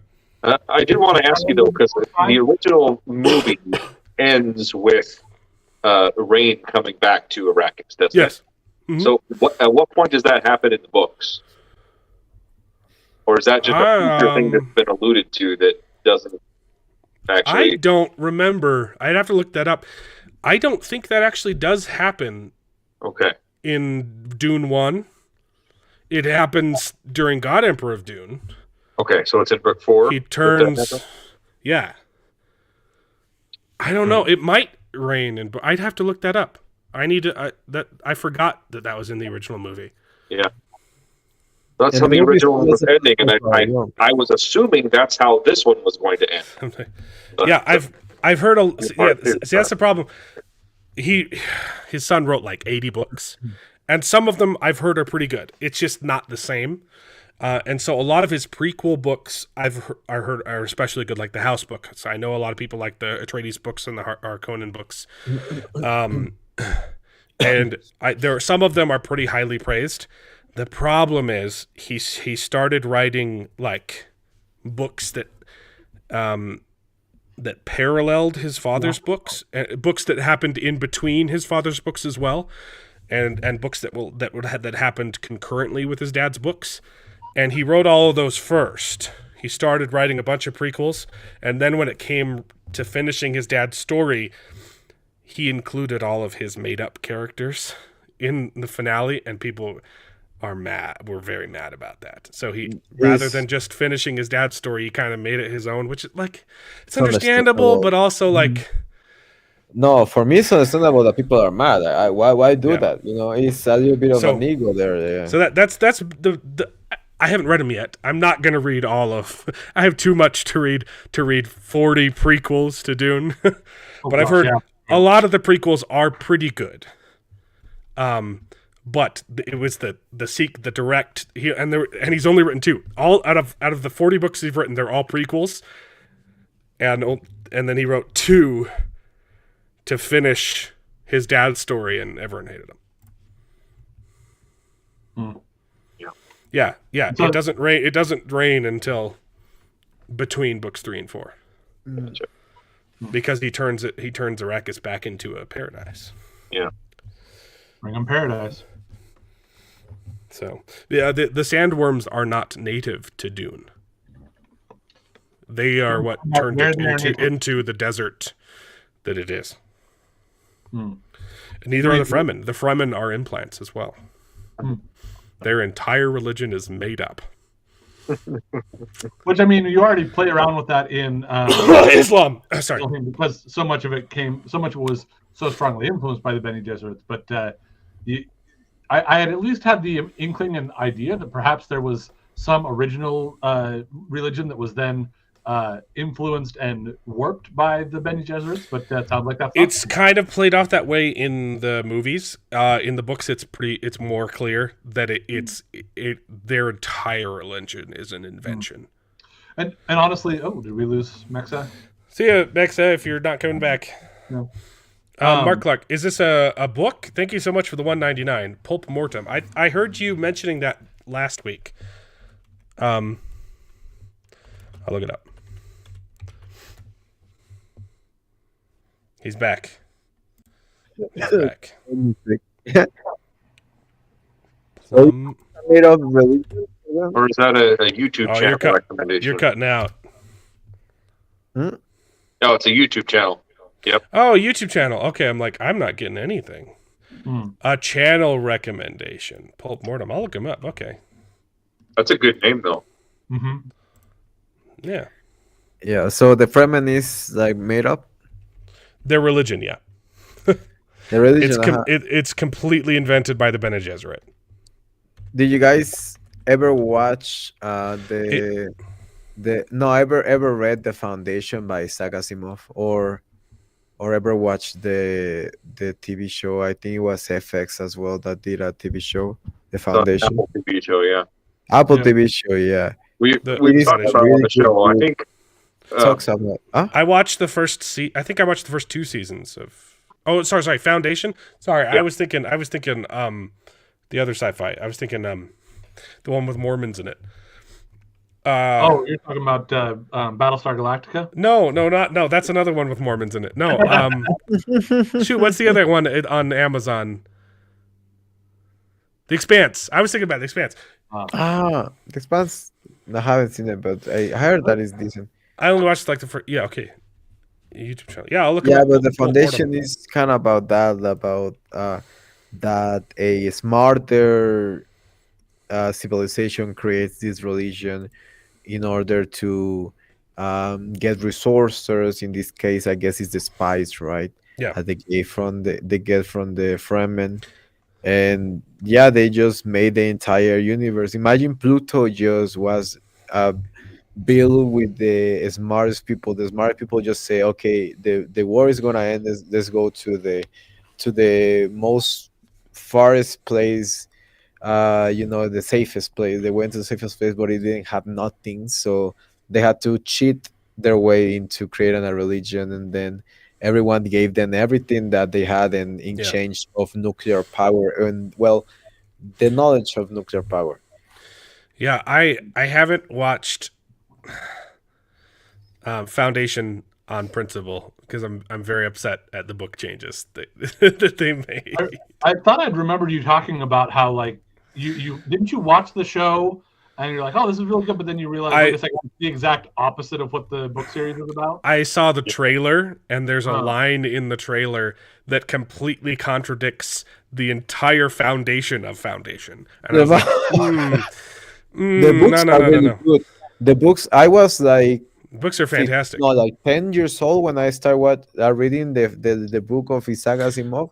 Yeah. I didn't understand a single word, but I try my hardest. It's one of those shows, though. I've heard that the show is really good. It's just a bad adaptation of Foundation. Because I was so excited because I've heard about it. Yeah, because I read Here. it. Well, I was trying to read the books first. So the line that pisses me off is, like, the entire point of Foundation is that, like, your choices as an individual do not matter. Yeah, it doesn't matter. Like the psycho history is a science that's developed that incorporates psychology and history and mathematics that can effectively predict the future based on groupthink. If you analyze the decisions and actions of humanity as a whole, as a group, you can predict the future. And so the main character, not the main character, the inciting character, Selden. Is it Henry? Henry Selden? It's something Selden. So I remember the Selden. Maps out. He predicts that within a certain time frame, the empire is going to collapse due to rebellion and other circumstances, and so he maps out a future to not to prevent the collapse of the government, but to recover from the collapse of the government. Because he says without intervention, it'll set back humanity millions of years. And so he creates a list of events that will help humanity recover from the collapse of the empire within 1,000 years. Or maybe 5,000. I can't remember the specific number. It's been a while. And I've only read the first book. I'm planning on reading the next ones. So the entire premise is your choices as an individual don't matter, right? It's like this group mentality, herd mentality. He maps out this future and he forces humanity to go down his path. He basically creates like a time capsule that will release his messages every 100 years and tell people what's happening and how they need to respond. Your first Asimov book was Second Foundation. Oh dear. Oh, What dear. the hell? I think you've said this before, but it's still shocking every It doesn't time. make sense because, yeah, but whatever. Yeah, the first book is Yeah. really, really good and it explains everything. Like Yeah. you said it. And Yeah. then this guy, And, like the first decision, the first crisis. So yeah. So the humanity. He's like, humanity will be confronted with a series of crises, and they're called a Selden crisis. And the first crisis is they're like, okay, this is going to happen, and because of the collapse of the empire, all this people are going to be mad at the scientists because they knew, blah blah blah blah blah, and you're going to be tempted to try and do something to fix the problem, but the solution is to do nothing. And that fixes the problem by taking no action, and you're like, it's genius. And that's almost always the answer. It's never the actions of an individual that make any difference, because that's not how the science works. And in the trailer and in episode 3, I watched someone do a breakdown of it because I didn't want to watch the show. They say the line, Harry Selden believed that one individual could make a difference. And I'm like, no, he didn't. Completely different. Completely different. That It was one more person about could change the world. It was like a community. Because then he made all the geniuses and the people that believe Did you read the books? the psychohistorians, they created a civilization of the smartest people, because like you said, after the first crisis, when they completely messed it up because they don't listen to this guy dies. Yeah. So after that, yeah, they go into the dark ages. Humanity goes into It's the a dark fascinating book. Every really chapter skips 100 years, right? Yeah. And there's very rarely that you get a carryover character. Like sometimes you get 2 chapters with the same character, but he's 80 years older, But they are all joined, they are kind of all but yeah, it's so connected. It's such a cool story.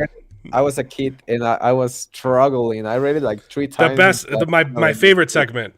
I'm curious what your favorite segment, but my favorite segment is the pirate. He's technically a traitor, but he's totally a pirate. Oh, it's so good. My favorite segment was completely the one that I always reference, is the one where they create the fake religion. religion, and they are just That's a good one too. They make selling the nuclear power and knowledge of the That's energy good. for coal and gold and minerals and the kind of Mm. shit that they need to build infrastructure. They make Uh, science a religion. It's yeah, pretty cool. exactly. They make science a religion, and they create like The this supreme being, the god. the physicists are referred to as priests, and like, oh, Mhm. it's It's so so cool. cool. It's I very became cool. an atheist, obviously, after reading that part of the book. I literally said, I don't want to read anymore. This is the truth. F religion. Science is everything, whatever.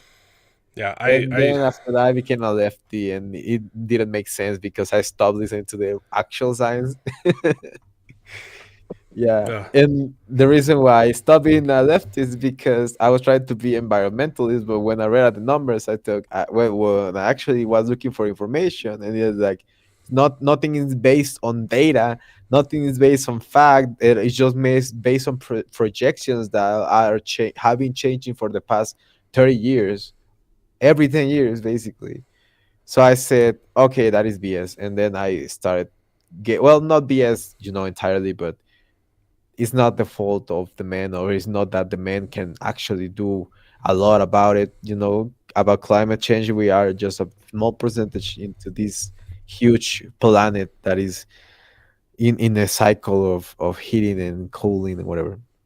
But never mind that. But yeah, after that I started, realizing that most of the things that they tell us is our lies. And yeah. Mhm. Foundation is it's a fascinating series.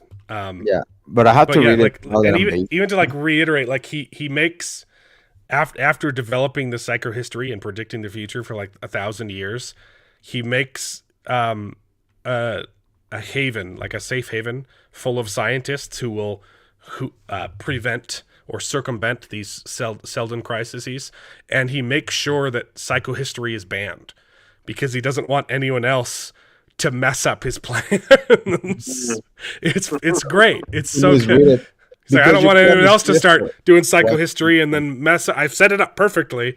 So it's, Mhm. Huh.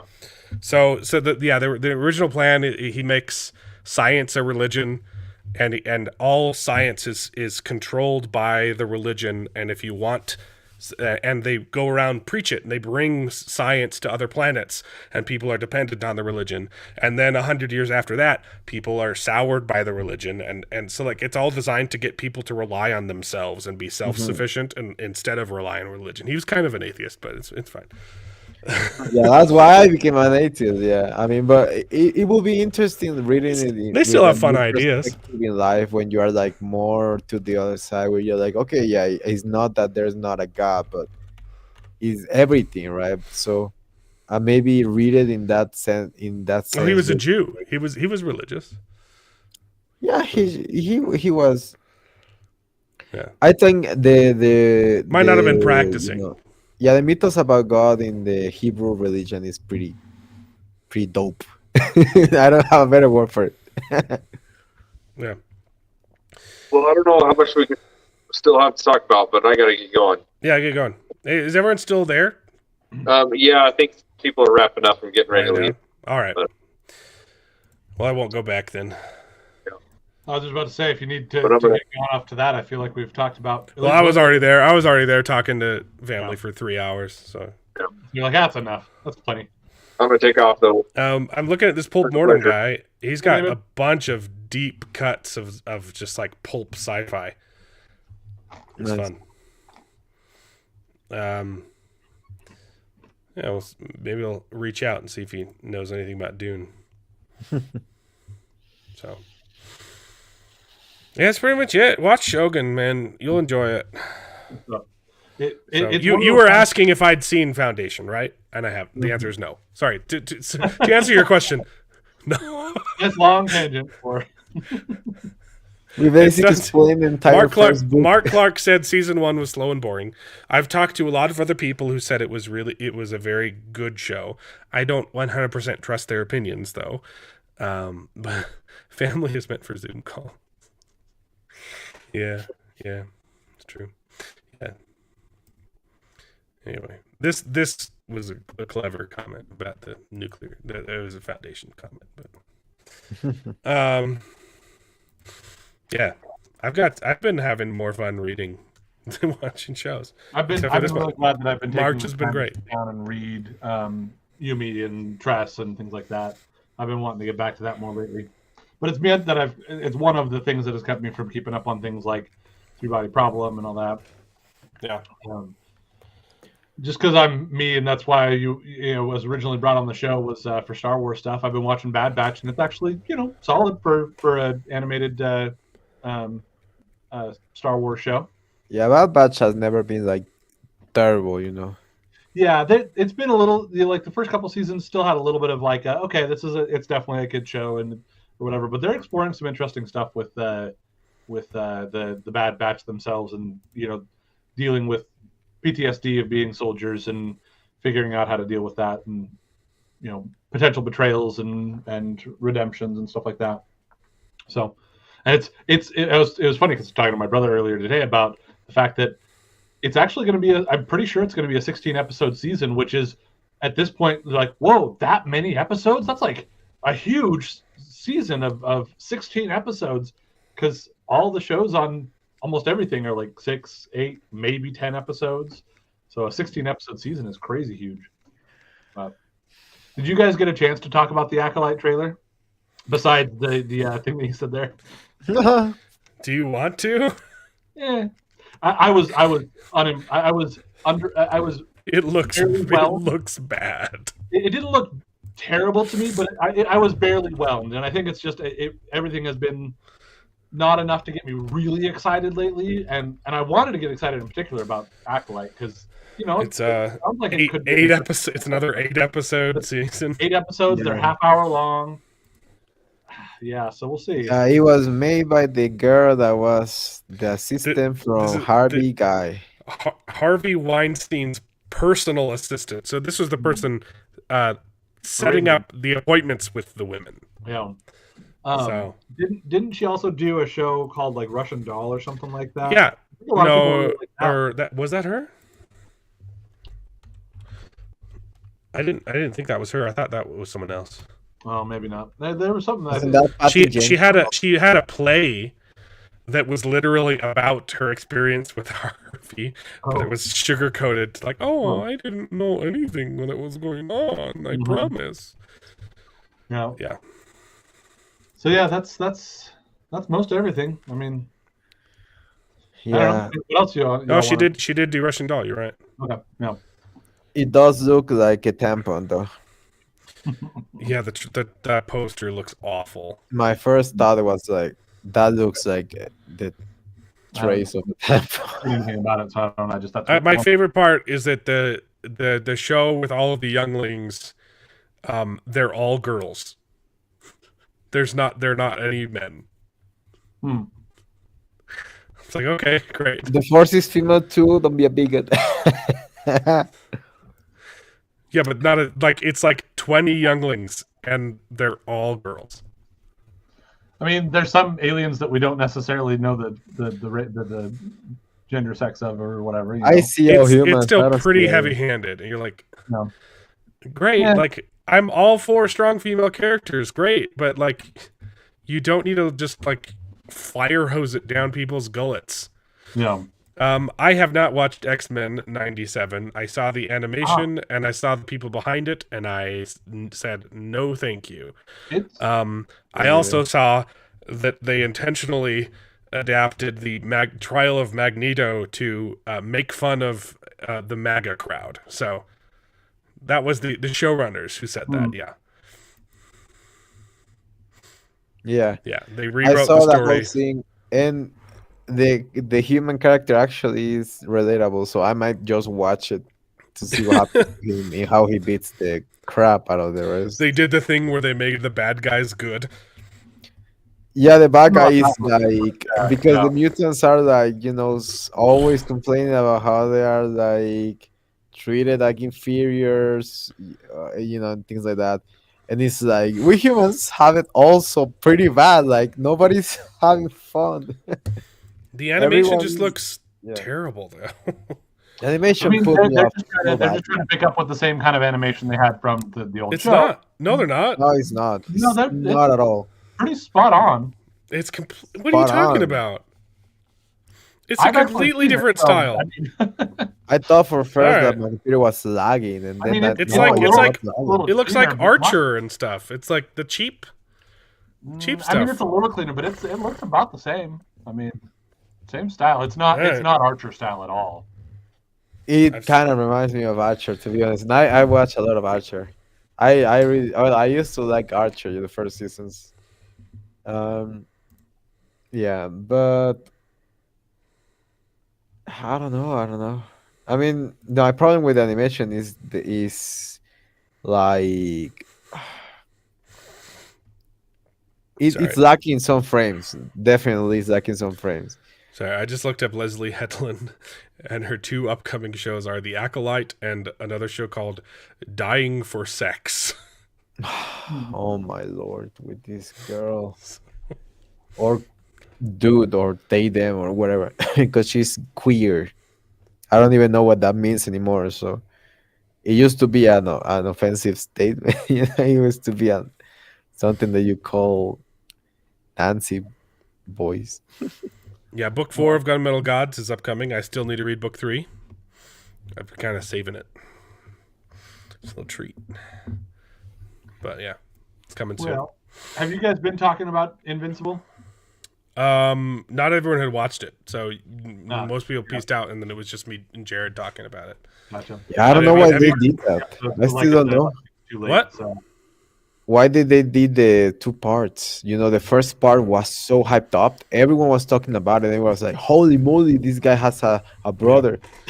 That, then it's like, well, that plus the 3-year gap between seasons 1 and 2, like really, Yeah. I don't hear anyone talking about this show. Yeah, 3 there's not much years. talking about it. Although the people that I have heard talking about it have said that it's good. Yeah, no, I like it. It's great.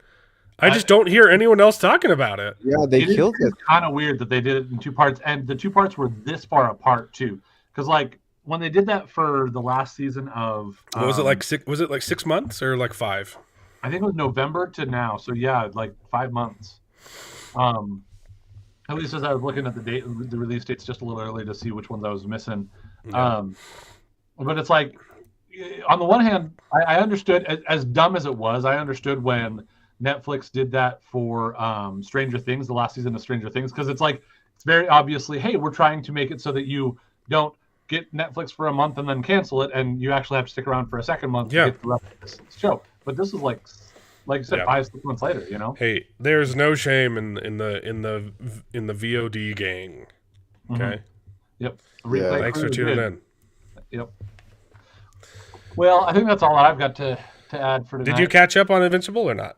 No, I started it, but that's where I was running too late. But I started the 5th episode, so I'm intrigued to see where they go with that. That's going to be a really. I am very intrigued to see where they go with the idea of him bringing his brother back to Earth. Yeah. That's because that's some interesting drama there with the idea of like all that happened with Omni-Man and how he felt, and then like yeah, we'll see. I think what I've gathered from this show is it hasn't for me at least done a lot of going as deep as it hints at with things like that, where it's like, oh, this could be a really tough thing to explore, and they kind of like, oh yeah, then we're gonna do this and it's gonna be fine, that sort of stuff. These last 2 episodes were pretty heavy. Yeah, more than okay. Pretty good. Well, we shall see. That's gonna be one of the things that I'll be checking out next. So What is it? I should be 6? caught up by next 5 week. and 6, yeah. Yep, and then by next week will be the next one as well. Yeah, I really liked it. Cool. Well, I think I'm gonna get out of here then. Okay, see ya. But enjoy. We'll see you guys next week, possibly. Depending on how things go, I may. Next go week over there. is Maybe I'll next go week over- is Easter. Oh yeah. If nobody wants to do We anything, I'm might fine with it. we might not have a show. Yep. So Yeah, I probably won't be on next week.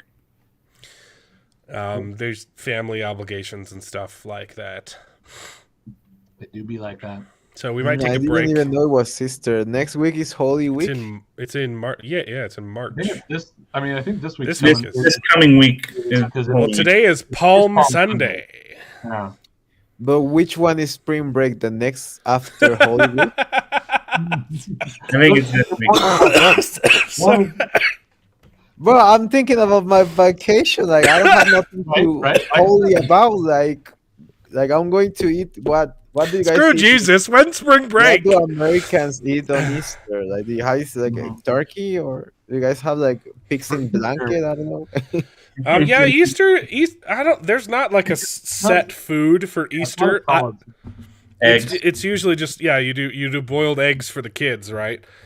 I have made it a personal tradition to do barbecue Easters because it's like the ringing in spring, Yeah, and now you can eat meat. So Yeah. Okay. The one that I've heard some people will lean on is maybe ham. Next crazy X. Especially if you're somebody I'm done with Mexican girls. Thanksgiving, maybe. But, Yeah, no. Spring break for my younger brothers or I guess I only have one brother who's still in high school. Is this week? yeah, everywhere has different spring breaks. But Yeah, for school is this week. I know that for. Yeah, I usually do either ribs or like a brisket or something, just something crazy. See, what you got to do though is you got to figure out how to get a hold of some lamb, and then you can just do lamb, and then it's That would be the thematic thing to do is just make some gyros, you know. Lamb, Ooh, yeah. I have actually gotten pretty good at making gyros. I don't think it was last year, Really? but at some point in time, last year or two back, we ended up doing the stew. We got inspiration from it and looked up a recipe online for supposed to be the stew from the Hunger Games that she likes, the lamb stew or whatever. Mm-hmm. So that was really tasty. Here's the trick. So getting lamb here in the United States, it's very expensive. It's like it can be depending on the time of year, it can be like $14 a pound. Wow. So it's expensive to get lamb. It's usually not that much. It's usually around like $6 or $8 a pound, which is still disgusting. Yeah. Mexico, yeah, it's cheaper, but you have to buy the entire lamb. You cannot buy it. Did buy the whole thing. Yeah. Okay, so the trick to making good gyros is you have to cut the meat, right? It's just not feasible. Okay, so you got to mix it with another meat, and most people will mix it with beef, and that's stupid because the beef will overpower the lamb flavor. So what you do, it doesn't sound good, but you get a pound of lamb and you cut it with a pound of ground turkey. Why? Because it's flavorless.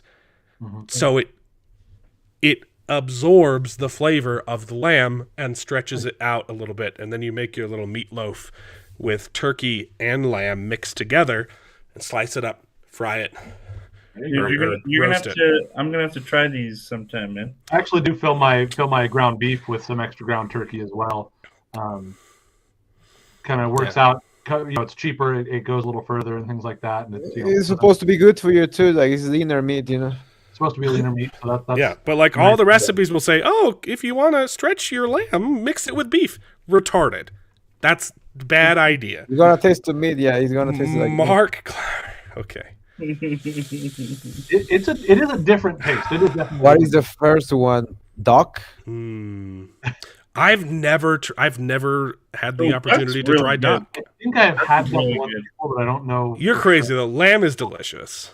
I have eaten some crazy stuff. We in Mexico we don't eat lamb like you guys do. Like I've never seen a chop of lamb ever cook here ever in Mexico. What we do is barbacoa, but it's not like your regular barbecue. It's basically just a slow cook or Is al pastor not? For some reason, I feel like al pastor. Pastor's I know pork. it's a particular way you treat it, but is it pork? Okay. It's just marinated pork. Okay. yeah, it's just that it's so marinated that it Venison. tastes like something. I different. never had venison, but yeah. Yeah, I never had venison Yeah, too. that's I eaten some everybody loves that. really weird stuff here. I have. Elk is one Okay. that's really, really good. Elk Here- burger. Oof. Here's my flex that most people have probably not eaten. I've eaten bear. Mm. A brown That's bear. cool. Stuck up in It's your back. dangerous though. To eat. Because I killed it, baby. Yeah. It's dangerous. So you Okay. have to like really cook it. Duck is chewy and fiber. So yeah, it's a very gamey meat, but it's actually quite tasty. So what happened was we had goats at our in New Mexico, not here, Yeah, I don't like duck. because we lived in the country. We Yeah, had right. we had Too goats. We had goats that we were raised that we used them to eat the weeds around the house, and we had a bear attack them, and we pumped it full of lead, and it ran away. It ended up killing one of the goats and biting the other goat's ear off, but it was still alive, and after all of that commotion, the game warden finally showed up, and my dad stayed behind in the garage to start butchering the dead goat. And I went with the game warden 2 or 3 o'clock in the morning to hunt down the bear, following the blood trail, and we found it. I didn't know until halfway through we were following the blood trail, and he just lets off this comment like, "Oh yeah, be sure to be looking up in the trees." And I was like, "Bears can freaking climb?" I didn't know. I was looking on the ground this whole time, and then I was terrified. But yeah, it was up in a tree. It jumped down and started charging me. And the game warden whipped out his Glock 86. It was a revolver, and shot its leg and snapped, and it started rolling down the hill. And then he pulled out his giant rifle and finished it. It by the end, we'd hit it a couple rounds with a German SKS from World War II. I think it was riddled with bullet holes. Okay, this bear took so many hits before it went down. Yeah, they're hard to get to go down. And then we dragged it back to the house, and at this point it's like 3 o'clock in the morning, and the guy's like, my dad was like, "Hey, can we keep it? Can we keep the bear?" And he's like, "No, legally you cannot keep the bear, because it's not in season to hunt bears." And a lot of people will intentionally lure bears onto their property so they can kill them in self-defense. So I cannot legally sell it to you. So we called up a family friend at 3 o'clock in the morning, woke him up, and had him come over and sign papers to buy the bear. And we had split it with him. It was pretty great. Wow. But it tastes pretty good. Very gamey. We had to dig a lot of lead out of it, though. I always been like kind of jealous of the Americas and Canada's ability to get good meat. And Mexico is like, Jesus, to get Angus is like it's frozen for a year. And Yeah. Here's the best part. Where was David during this whole story? Sleeping. Yeah, at 2 in the morning. I had to take a test in the morning. I was gonna so say I'm gonna probably go he was sleep. gonna. Yeah, I was gonna say. I stayed up all night skinning a goat and a bear and butchering both of them. Okay? With my Cutco knives. We did not have the proper tools, but they worked like a charm. So I used to sell knives, by the way. I was gonna say I remember that period. Oh, Knife are good. it's a good story. They can climb now. They climb now. Fine They now? climb now. Okay. Later, Justin, we're pretty much done. I guess Jared and I will talk about it in Invincible right. for a little bit. I threatened to leave, and then I stuck around because I don't know, got distracted. You got to hear a great story though.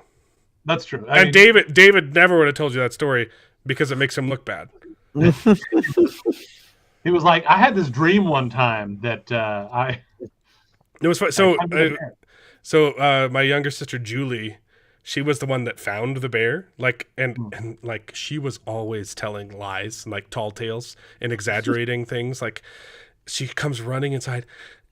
Mom, Dad, there's a beast outside. And we're like, what are you talking about? And everyone was just making fun of her. And so we like look outside, and it's a freaking bear attacking our goats, chewing through the chain link fence where we stored. It was like insane. So That's funny. See, that's it actually dropped down. It climbed up. Story about the boy who cried wolf. So what happened was it climbed up and dropped down into the enclosure. We had a chain link fence where we'd lock the goats up at night. And so it was in the cage, and we just pumped it full of lead and ran out of bullets. Ran back to the garage to reload, and then came out and it was gone. And we were like, oh, like back to back. Where did it go? There's a beast outside. It was terrifying. So, and then what do you guys call it? That story, Peter Wolf or Peter and the Wolf? Yeah, the boy who cried wolf. The boy who cried wolf. I would call it Pedro y el Lobo here in Mexico. Mark got it. I dropped that reference a little bit, and he said the girl who cried beast. Peter and the Wolf is a different story. It's that's actually is it a symphony? It's not a symphony. It's like a it's an orchestral tale. Shostakovich or one of those Prokofiev, yeah. Tear and the Wolf is tale for children. Gorgeous. I love that. Prokofiev is definitely Prokofiev. Prokofiev. Mm-hmm. Yeah, but because that is the old tale. So the Europe tale is Peter and Wolf, and then that came to Mexico, and we made it Pedro y el Lobo. Because for some reason Peter is Pedro here and not Pietro or something like that. Because it all comes down to Pedro, similar. Yeah. Okay. It's all because of the Bible. It's all because of the damn Bible and the damn translation of the Bible. The one that I always find funny is Pedro and Peter. For you guys, it's John, Peter. Well, here's the really fun thing: is the I think it was King James changed it, where one of the apostles was Santiago, but he changed it to James, and it was Peter, Jacob, and John, I think, instead of Peter, James, and John. Because he was T-Dog, he was JD. in the I remember I had a Spanish Bible. I think it was La Reina Valera, one of the versions, and it says, something to Peter, James, and John is like the subtitle heading or whatever the area, and then right below that it says Pedro, Jacobo, y Juan. It's Pedro. It's Pedro, Pablo, and Juan. Okay. Pablo and Jacobo. What is it, Pablo in English? Pablo. What is Pablo in English? I don't think Pablo is names don't translate. But Pablo is it Paul? Paul. Mm-hmm. Paul. You're right. Paul. We call him Pablo. Oh, yeah, you're right. John Translating names is so silly, though. You should never translate a name. Just keep it in the. Yeah. It's so I dumb. don't know what is the real Latin name Pablustus or something. Yeah. Saulo. Yeah, Pietrus. Anyway. Mm-hmm. All right. Well, you guys have a good one. We'll see you next week. Yeah, peace out. Yeah, if you guys don't... Okay, we're going to talk about spoilers now. Spoilers for Invincible, so you guys better leave. I can head out as well, because I don't know a single thing about Invincible at all. It's fun. It's a good show. All I know is that Adam Eve is hot. I watched the Adam... I watched a single episode of the goddamn TV show, but I watched Adam Eve because Adam Eve is a freaking hot. She's cool. She's a cool character. Her power is the best that I ever seen in my life. Mm-hmm. But it would be too powerful, in my opinion. Do they balance it right in the show? Well, the show they kind of just make her insecure with her powers. She's criminally underpowered in the TV show, and it's usually just because she just doesn't. she's not sure of herself. But yeah, in the In comics, season 2, does she do something she interesting? becomes the most powerful superhero ever. So Oh, in the comic, in the comics, yeah, she basically becomes a does she god. do something cool in season 2? She hasn't done a lot in season 2, but these last two episodes, she's had more to do. Yeah. Yeah. I have no reason then to watch it. Because the girlfriend is still the black chick, right? Yeah, but she's actually a good character in season 2. She's awful in season 1, but they completely 180'd. Like, oh, everyone hated what we did with her. Okay, let's fix her.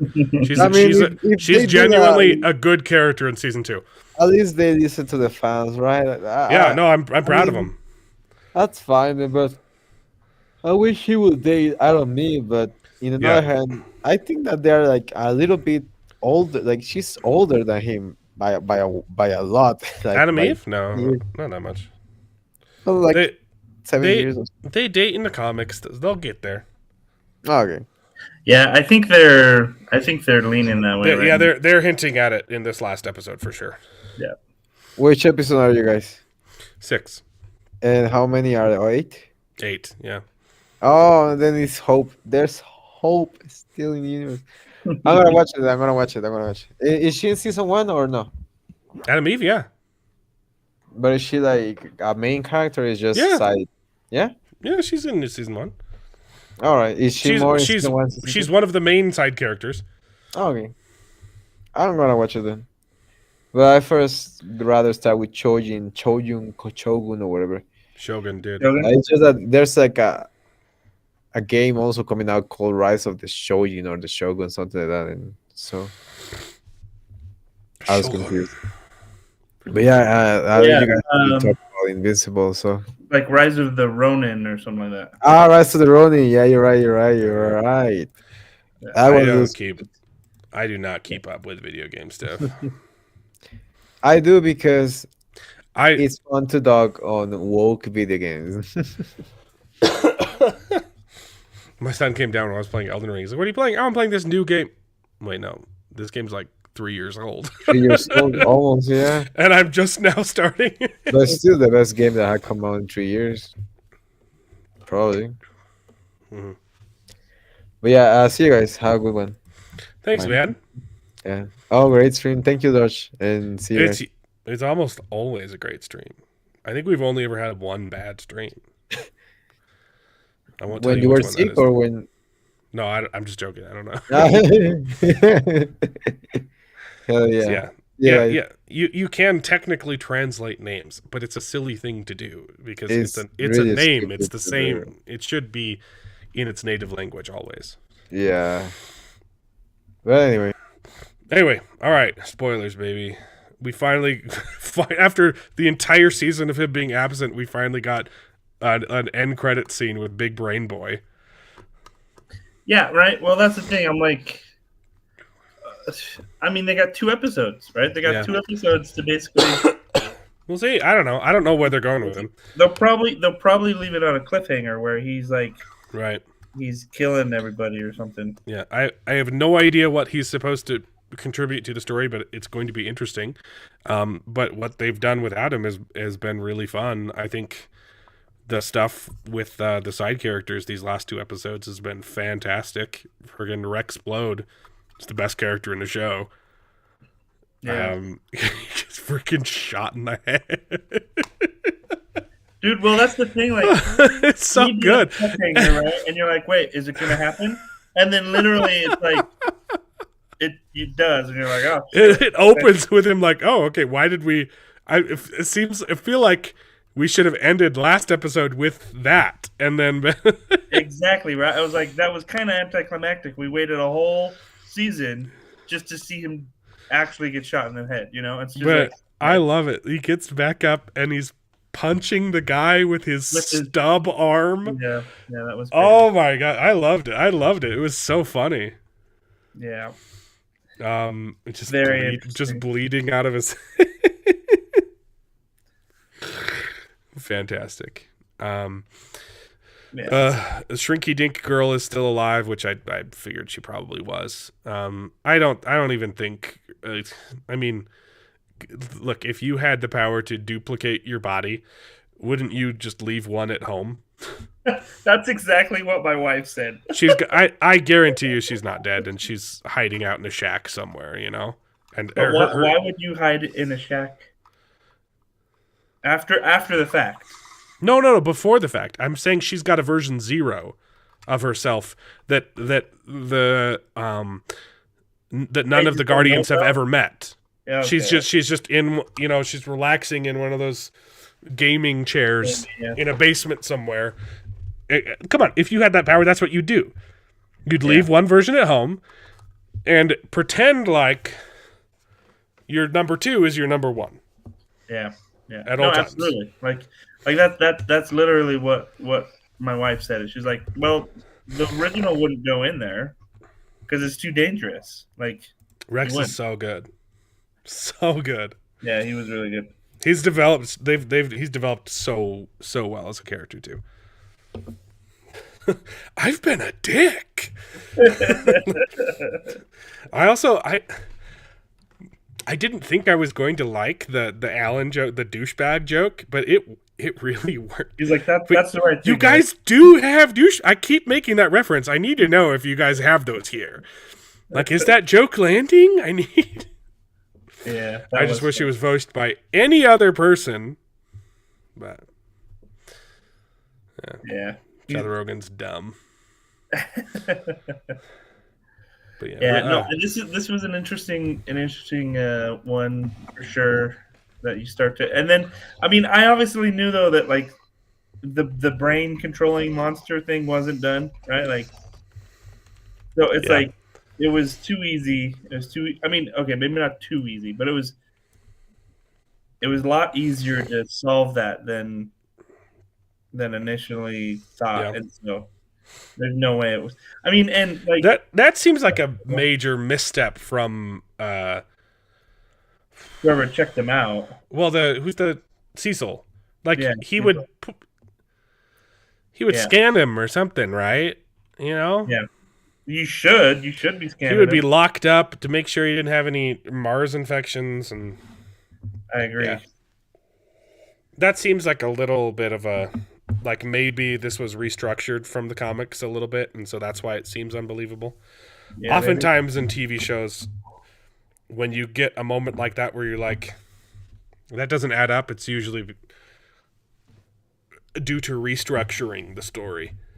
Yeah, that's true. Like that one stupid episode of Reacher season 2, where you're like, what? People are teleporting back and forth? Why is this character even in this scene with these people? Like, you clearly had to rearrange some of the story to get it to fit into your 8-episode format, and you didn't know what to do with this character.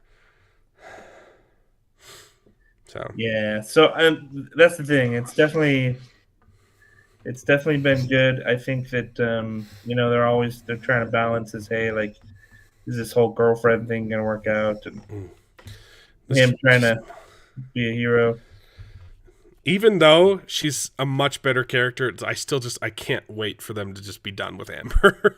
I know. You know what? I wonder if she's genuinely good. Like, I like her in season 2, and I'm shocked. Yeah. I'm shocked. Yeah. I'm excited to see. I think they're obviously setting it up for a 3rd season. Yeah, because there's too much that's got to be resolved still. Like, I mean, there's the whole Viltrumite. The comics, dude. The comics go on for a long time. Yeah. So there's a lot still to be resolved. I don't know how many seasons they're gonna have, but it's gonna be a lot. Yeah. If they keep getting renewed, obviously. So this one, they're probably gonna. I don't know which one's longer. With the brain dude is probably what's gonna happen. Mm-hmm. I'd have to look it up. I don't know which series is longer, Invincible or The Walking Dead. I said Breaking Bad, but oh shoot, it's that kind of long. It's the same author. Oh, I see.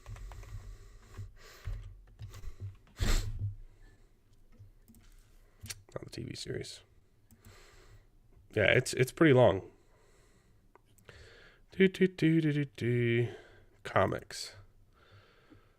It's Robert Kirkman.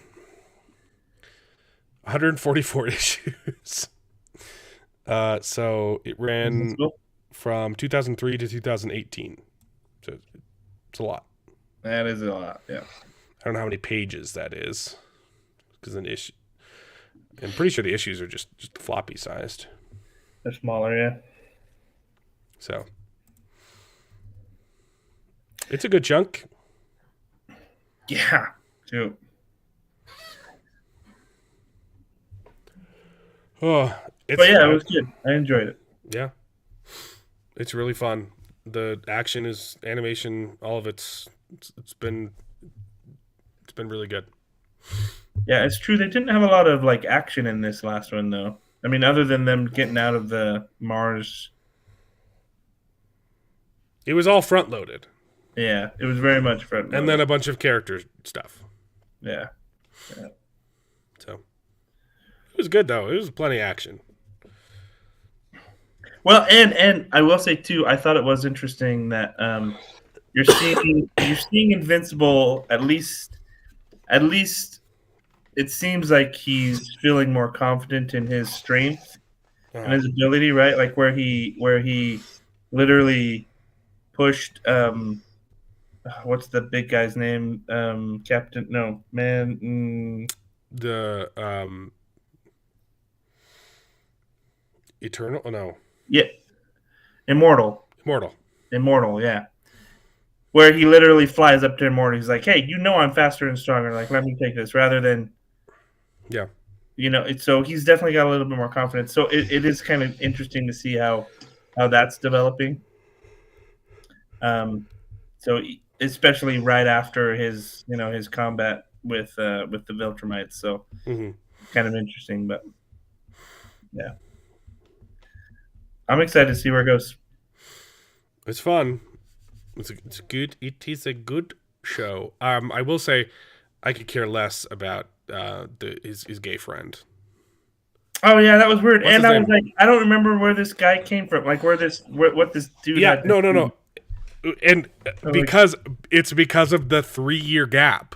Yeah, I was like, So that was his. It wasn't even his boyfriend. It was a guy that he'd met for like 2 days at college, and they were going to go on a date, and he gets captured by the crazy professor who turns him into a cyborg.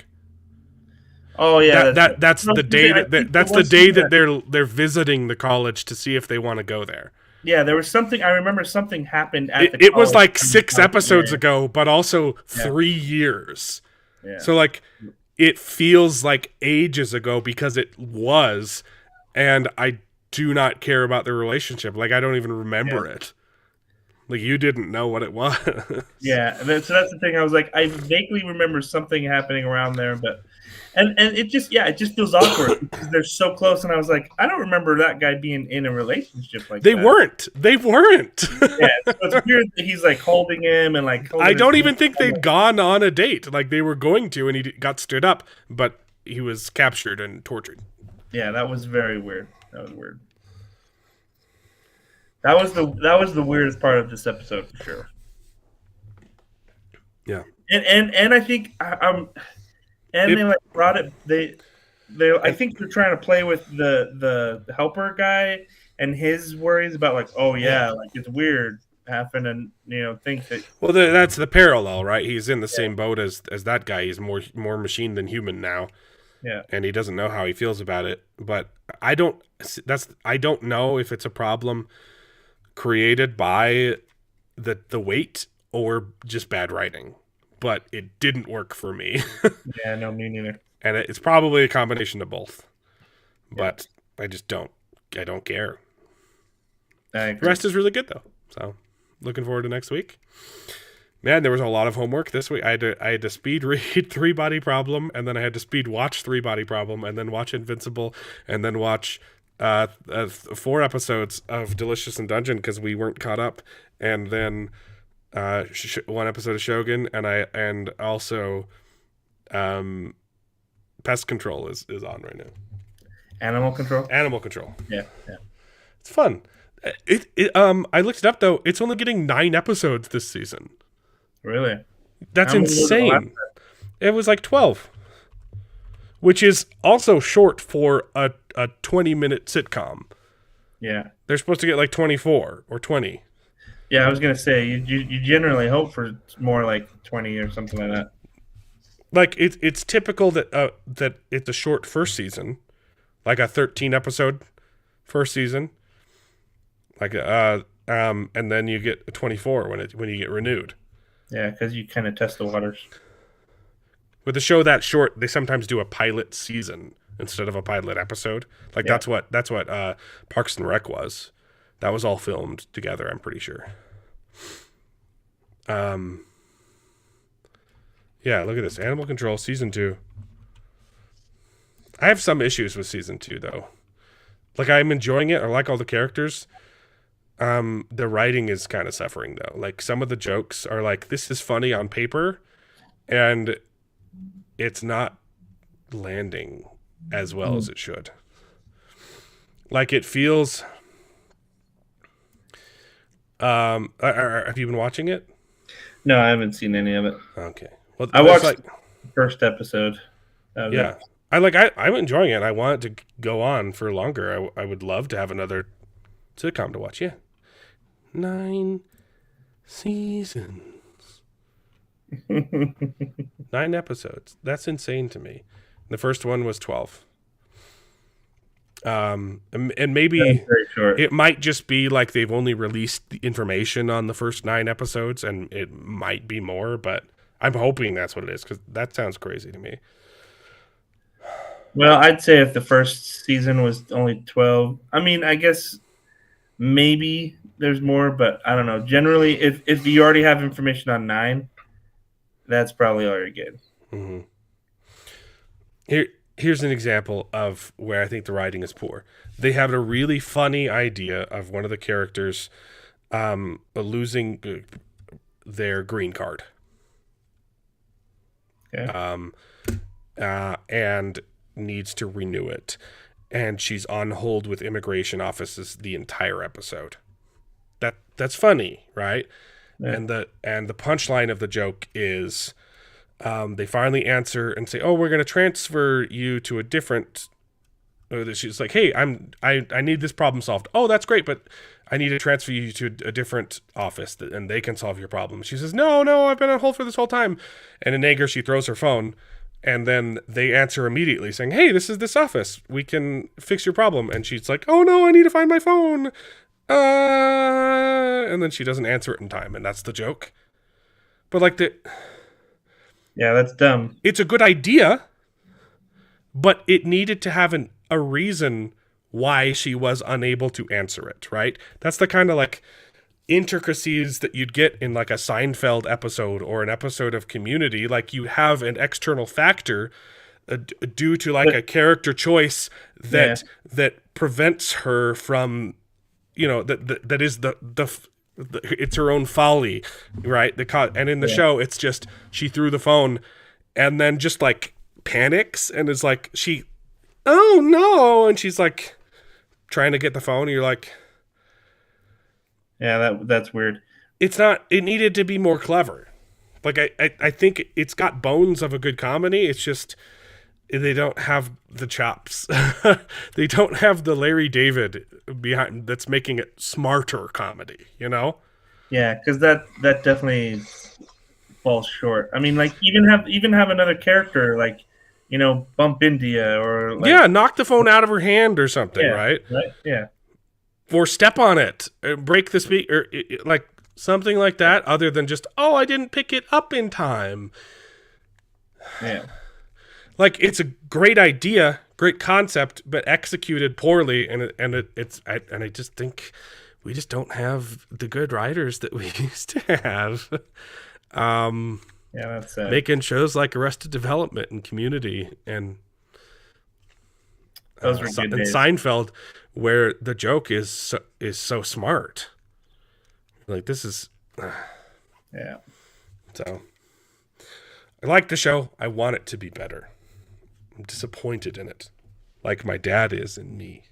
Okay, that's my relationship with Animal Control. Do better. Animal Control.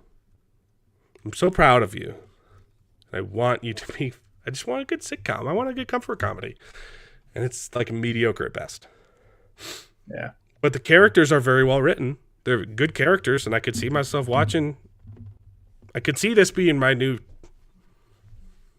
It's because I can see the potential in you. And I want you to be better. Anyway, that's it. You have anything else to say?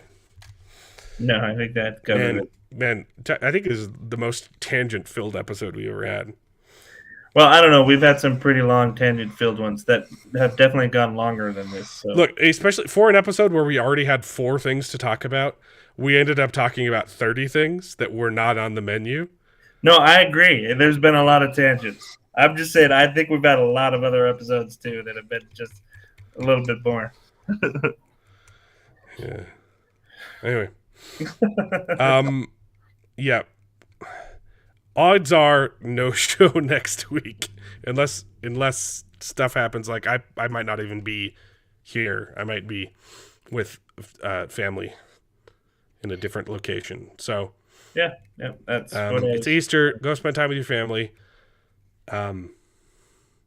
I'd say there's a 10% chance that I stream, and it might just be me. So I probably, even if I could do the show, my guests wouldn't be here, and it would be another me rambling about Dune for an hour, waiting for people to show up. Yeah, we know how that one went. No, I thought that was a good episode. I had fun. Anyway. Anyway, I'm going to check out Pulp Mortem and see if he wants to come talk about Dune with me and the Acquisitioner. I think I really like our discussions on Dune, but I think we definitely need a third intellectual. So that'll be fun. Anyway, see you probably in 2 weeks. I'll make up for it. Well, what? 2 weeks is General Conference too. Oh, So. I'm streaming on General Conference. Okay, all right. Hey, if you're still watching the stream, go watch the Mormons General Conference, baby. Church of Jesus Christ of Latter-day Saints. You could hear the words from the prophet of God. I love General Conference. It's so good. It's a lot of fun. It's long. You don't have to watch all of it. Okay, just tune in Sunday morning. If you like it, stay later. Yeah. No. Why would we not stream Sunday night? Right. It'll be over by then. Mm-hmm. All right. See you in 2 weeks. Bye. Yeah, bye. I'll make up for it. I'll put out a video this week. I'll make sure I get a video done. So, I took a break this week because, spoilers, I got another cold because my girls suck on gross things. They get sick. And every time I'm like, okay, I could just neglect them and be a bad dad and not get sick, or take care of them and sacrifice my body. No, it sounds like you just got to get more like protection. You know, you got to like put on the gas mask and like the gloves and like. I've tried. I've been so careful, and then like they'll jump on you and sneeze into your mouth. So anyway, bye. 2 weeks. I'll make sure to get out a video this week. Promise. It might be episode 3 of Wheel of Time Season 2, Devoid of Logic. I'm halfway done editing that one. Bye. And now it is time to say goodbye. We had a great conversation. It's been fun. But all good things must come to an end, and the goodest ending I can think of is... Right now, this moment, this night. So I guess we just say goodbye. So, goodbye. Toodaloo. Au revoir. Auf Wiedersehen. Ciao. Ding dao day. But come back next week for more outrageous bloopers. This is the end. Well, there's only one thing left to do. I'm gonna go home and sleep with my wife.